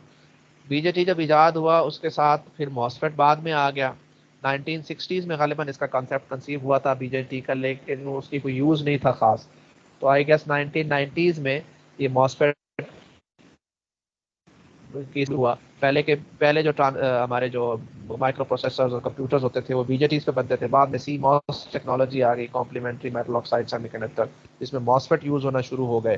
तो वो कम एनर्जी कंज्यूमिंग थे और ज़्यादा एफिशिएंट थे। तो मॉसफेट्स के बाद फिर जब मॉसफेट भी हमारे पास आ गया और बीजेटी भी हमारे पास पहले से ही था, तो लोगों ने सोचा कि वाई नॉट हम मॉसफेट की जो soft low power consumption on होने की सलाहियत है कि वो बड़ी कम पावर पे ऑन हो जाता है क्योंकि सिंपली एक कैपेसिटर को चार्ज करना होता है, तो why not we combine both these devices and make a hybrid device known as IGBT. तो जब आईजीबीटी आ गया तो बीजेटी के भी फ्रूट्स हमने हासिल कर लिए और मॉसफेट के भी फ्रूट्स हमने हासिल कर लिए, तो हमें दोनों चीज़ों के फवायद हासिल हो गए, जिसकी वजह से हमने उसको छोड़ दिया, बीजेटी को छोड़ दिया हायर वोल्टेजेस में। But BJT technology is use, हम ये नहीं कह सुबह अलहदा डिवाइस के तौर पर तो रिप्लेस हो गया है, लेकिन बीजेटी की टेक्नोलॉजी स्टिल आईजीबीटी के अंदर इनकॉर्पोरेटेड है, एम्बेडेड है और वो यूज हो रही है। और इसी तरह मॉसफेट उसको रिप्लेसमेंट उसकी आईजीबीटी नहीं कर सका क्योंकि IGBT is even slower then BJT. ये आईजीबीटी को विन विन सोल्यूशन नहीं है, आईजीबीटी के अपने ड्रॉबैक्स हैं। आईजीबीटी में सबसे अच्छा फायदा यह है कि it operates like a MOSFET and it turns on easily like a MOSFET, voltages and currents like a भी फोर्सफुली ऑन कर लेते हैं करंट इंजेक्ट करके और फोर्सफुली ऑफ करंट निकाल के। आईजीबीटी में मसला ये है कि हम उसमें करंट इंजेक्ट कर बाहर निकला हुआ नहीं होता। आईजीबीटी में बाहर 3 टर्मिनल्स होते हैं, gate, collector and emitter. Base terminal नहीं होता कि जिसमें से हम चार्जेस को पुल कर सके। जैसे यहाँ पर एक सिचुएशन क्रिएट हो रही थी इधर डार्लिंगटन पेयर में, इसका बेस टर्मिनल बाहर नहीं था, लेकिन मैन्युफैक्चरर ने इंटेलिजेंटली ये डायोड लगा के तो इसका टर्मिनल भी एक तरह से बाहर की दुनिया में पहुंचा दिया, तो इधर से चार्ज इधर से पुल हो और वाया डायोड इस Q2 का भी चार्ज हम पुल कर सकें। लेकिन आईजीबीटी में ये प्रोविजन नहीं होती, उसमें हम जो ट्रांजिस्टर है उसका बीजेटी उसका चार्ज हम पुल नहीं कर सकते, जिसकी वजह से आईजीबीटी का टर्न ऑन टाइम तो फास्ट होता है लेकिन टर्न ऑफ टाइम इंतहाई ज़्यादा होता है, बीजेटी से भी ज़्यादा होता है। इसलिए आईजीबीटी का switching speed is even lower than BJT. समझ के बात को? तो कुछ जगहों पर बीजेटी की बेचारे की लिमिटेशंस होती हैं। बट द एडवांटेज इज के बीजेटी में main current carrying device, sorry, the main advantage of IGBT is कि उसमें जो मेन लोड कैरिंग एलिमेंट है वो आपका बीजेटी ही है। और एक और बात जो मैंने शुरू में कही थी कि हम एनपीएन ट्रांजिस्टर्स को एक्सक्यूज प्रेफर मी करते सर, हैं। जी सर टाइम बहुत नहीं हो गया सर, समझ नहीं आ जी रही जी मुझे। जी, मैं उसको खत्म करने लगा हूँ, इस बात को कंक्लूड करने लगा हूँ।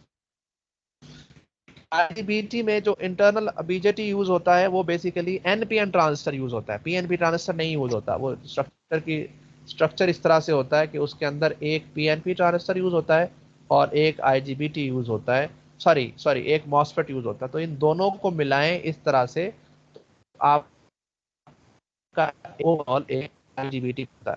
और आईजीबीटी के 3 टर्मिनल होते हैं, gate, gate, collector and emitter. आप एक चीज गौर करेंगे अगर थोड़ा सा इसको फोकस करें तो ये क्या चीज है, ये कौन सा ट्रांजिस्टर है, पी एन एंड पी। ये कैसे पता चला कि ये पी एन पी है, क्योंकि एरो इन पहले इतना साइड नाम जा रहा है ये। जी सर गलती से मैं बेटा, फोन। जी, पी एन पी है ना, तो इससे एरो इन साइड पे जा रहा है, तो इसकी वजह से हम कहेंगे this is a P N P device. तो जिसमें एरो होता है ना, चाहे इन साइड हो या आउट साइड, वो कौन सा टर्मिनल होता है, सर एमिटर। इमीटर हो। हाँ जी, और ये बेस और दूसरा कलेक्टर हो गया। लेकिन आप देखें, जूम आउट करके आप देखें, मैं आपको दिखा रहा हूँ कि ये इसको उसने एक नाम कलेक्टर दिया हुआ है और जो कलेक्टर टर्मिनल है उसको उसने एमिटर दिया हुआ है। और बेस तो चलो, अब बेस का हम इसमें से चार्ज पुल नहीं कर सकते, इसमें इसमें चार्ज फीड कर सकते हैं। तो इसलिए एक तो स्लो होने की वजह यह है। तो ओवरऑल जो डिवाइस बनती है ना, वो एक एनपीएन वाला बिहेवियर देती है, इसलिए उसने एमिटर को नाम जो ओवरऑल डिवाइस का है ना, इंटरनली ये जो मैंने लेबलिंग की है, दिस इज 100% करेक्ट। लेकिन when you zoom in only that on that moment it is correct. लेकिन जब आप जूम आउट करके पूरा एक ओवरऑल बिग ऑब्जेक्ट देखते हैं जिसमें सारे टर्मिनल्स निकले हुए होते हैं, तो फिर ये ओवरऑल करेक्टर की तरह नजर आता है, ये मीटर की तरह नजर आता है, और नजर आता है। Circuits where you have MOSFET, you can replace it with IGBT by replacing the terminal with drain. Sorry, by replacing the drain terminal with capacitor. Connect होता है अमूमन नेगेटिव पोटेंशियल के साथ, तो उसको आप सोर्स की जगह पर लगा सकते हैं। किसी जगह मॉसफेट लगा हुआ है ना, जहाँ ड्रेन, सोर्स और गेट है, तो गेट है, आईजीबीटी का भी गेट है। लेकिन आईजीबीटी का कलेक्टर है, तो उसको कहाँ लगाना है, जहाँ मॉसफेट का ड्रेन है। और जहाँ मॉसफेट का सोर्स है, वहां पर आपने आईजीबीटी का एमिटर लगा दिया, प्रोवाइडेड के आपने सोच समझ के लगाया। ये ना हो कि आपका 100 वोल्ट का और 100 वोल्ट और 200 एम्पियर का मॉसफेट है, आपने उसको रिप्लेस कर दिया 20 एम्पियर और 1000 वोल्ट वाले आईजीबीटी से। वो आईजीबीटी बेचारा हाई वोल्टेज लो करंट के लिए डिजाइन हुआ है, और आपने जो मॉसफेट लगाया वो आपने हाई करंट लो वोल्टेज की जगह लगा दिया, तो उस आईजीबीटी के ऊपर इंतहाई ज्यादा बोझ आ जाएगा और आईजीबीटी ओवर हीट होकर जल जाएगा, क्योंकि उसकी बेचारे की हैंडलिंग कैपेबिलिटी सिर्फ 20 एम्पियर है। आपने उसको 100 एम्पियर वाली एप्लीकेशन में ठोक दिया, तो उससे वो डैमेज हो जाएगा।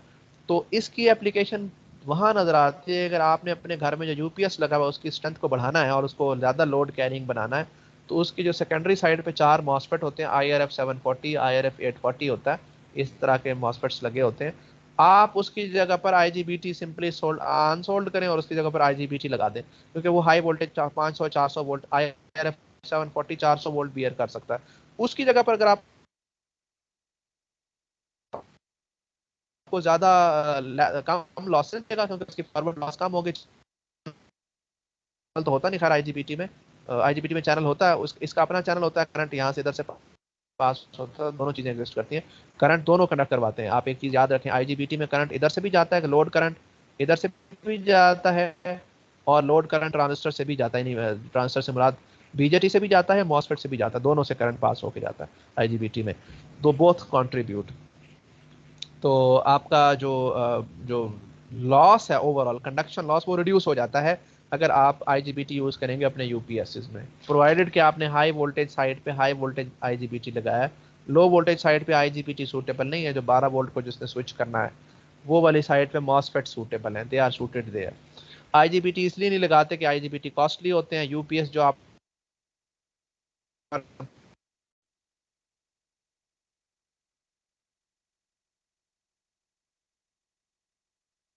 रहे हैं, आपकी आवाज फिर कट गई है। जी अभी उसने बताया कनेक्शन डिस्कनेक्ट हो गया। होम एज वाले 14,000 का दे रहे हैं और इनवरेक्स वाले 13,000 का दे रहे हैं, तो आप कौन सा खरीदेंगे? जाहिर बात है सेम रेटिंग है, आप कहेंगे जी मुझे 13,000 वाला चाहिए, 1,000 बच रहा है। तो यहाँ पर फिर कस्टमर सारे होम एज की तरफ, इनवरेक्स की तरफ आएंगे जो सस्ता होगा, होम एज 14,000 का उसकी तरफ नहीं जाएंगे। तो ये फैक्टर होता है जिसकी वजह से लोग छोटी छोटी चीज़ों में बचत करके आपको बस एवरेज परफॉर्मेंस दे देते हैं और आपका वो काम भी चल जाता है, चीज़ भी सस्ती हो जाती है, बिक भी जाती है। आईजीबीटी डीट होता है, वो अगर आगे से कोई ओवरलोड होता भी है तो जलेगा नहीं फौरन। मॉसफेट बेचारा नाजुक होता है, वो जल्दी से जल जाता है। यहाँ पर हम लेक्चर को कंक्लूड करते हैं। ये कुछ जो है ना वो इंशाल्लाह ऑन कैंपस ही क्लास होगी तो उसमें कवर कर लेंगे, but we have to cover a lot. मैंने इस वीक में यहाँ तक पढ़ाना था, मैंने पिछले क्लास को बताया था, मैंने ये यहाँ तक ये लेक्चर प्रिपेयर हुआ था इस टॉपिक तक, जिसमें हमने स्विचिंग लॉसेस को बकायदा स्टार्ट करना है। 1 2 6 8 9 10 11 पेजेस हमने 3 4 हमने किए हैं सिर्फ आज के लेक्चर में। और ये थे ज़रा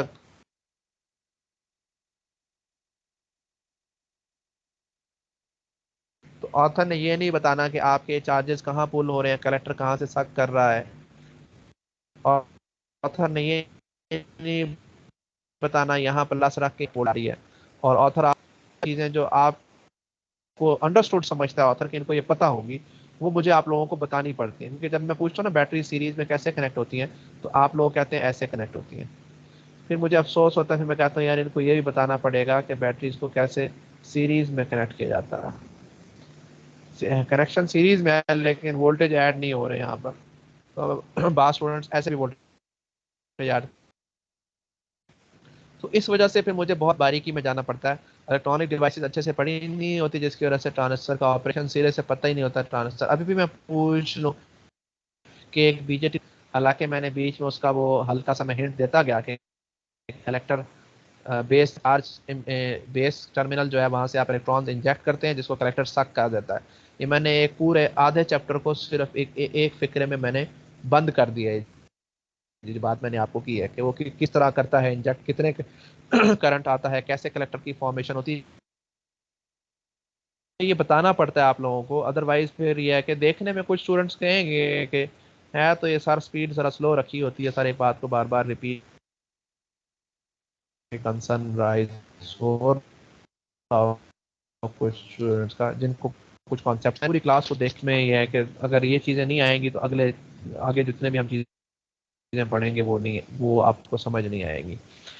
तो इंशाल्लाह आई होप सो कि जो पढ़ाया है आज कम से कम हुआ है एक्सप्लेनेशन ज़रा थोड़ी डिटेल में, लेकिन आई कैन होप कि कुछ ना कुछ आपको at the end of this lecture आप लेके कुछ जा रहे हैं, कुछ समझ के जा रहे हैं। ऐसा है या नहीं है? कुछ इस पे आप लोग कमेंट करें। I want your feedback. ठीक हो गया, चलें जी, ठीक है जी, लेक्चर ख़त्म करते हैं जी। अब आप लोग जा सकते हैं, मतलब तो वैसे भी गए हुए होते हैं 4-5 लोगों को मेरा ख्याल है मैं क्लास पढ़ाता हूँ, बाकी ऑनलाइन हो गए तो बैठ ही हो मिड एग्जाम चेक हो गए बस। 34 हो गया ना, मैंने इस वीक दिखाना था लेकिन अभी नहीं चेक कर पाया, टाइम ही निकला जी।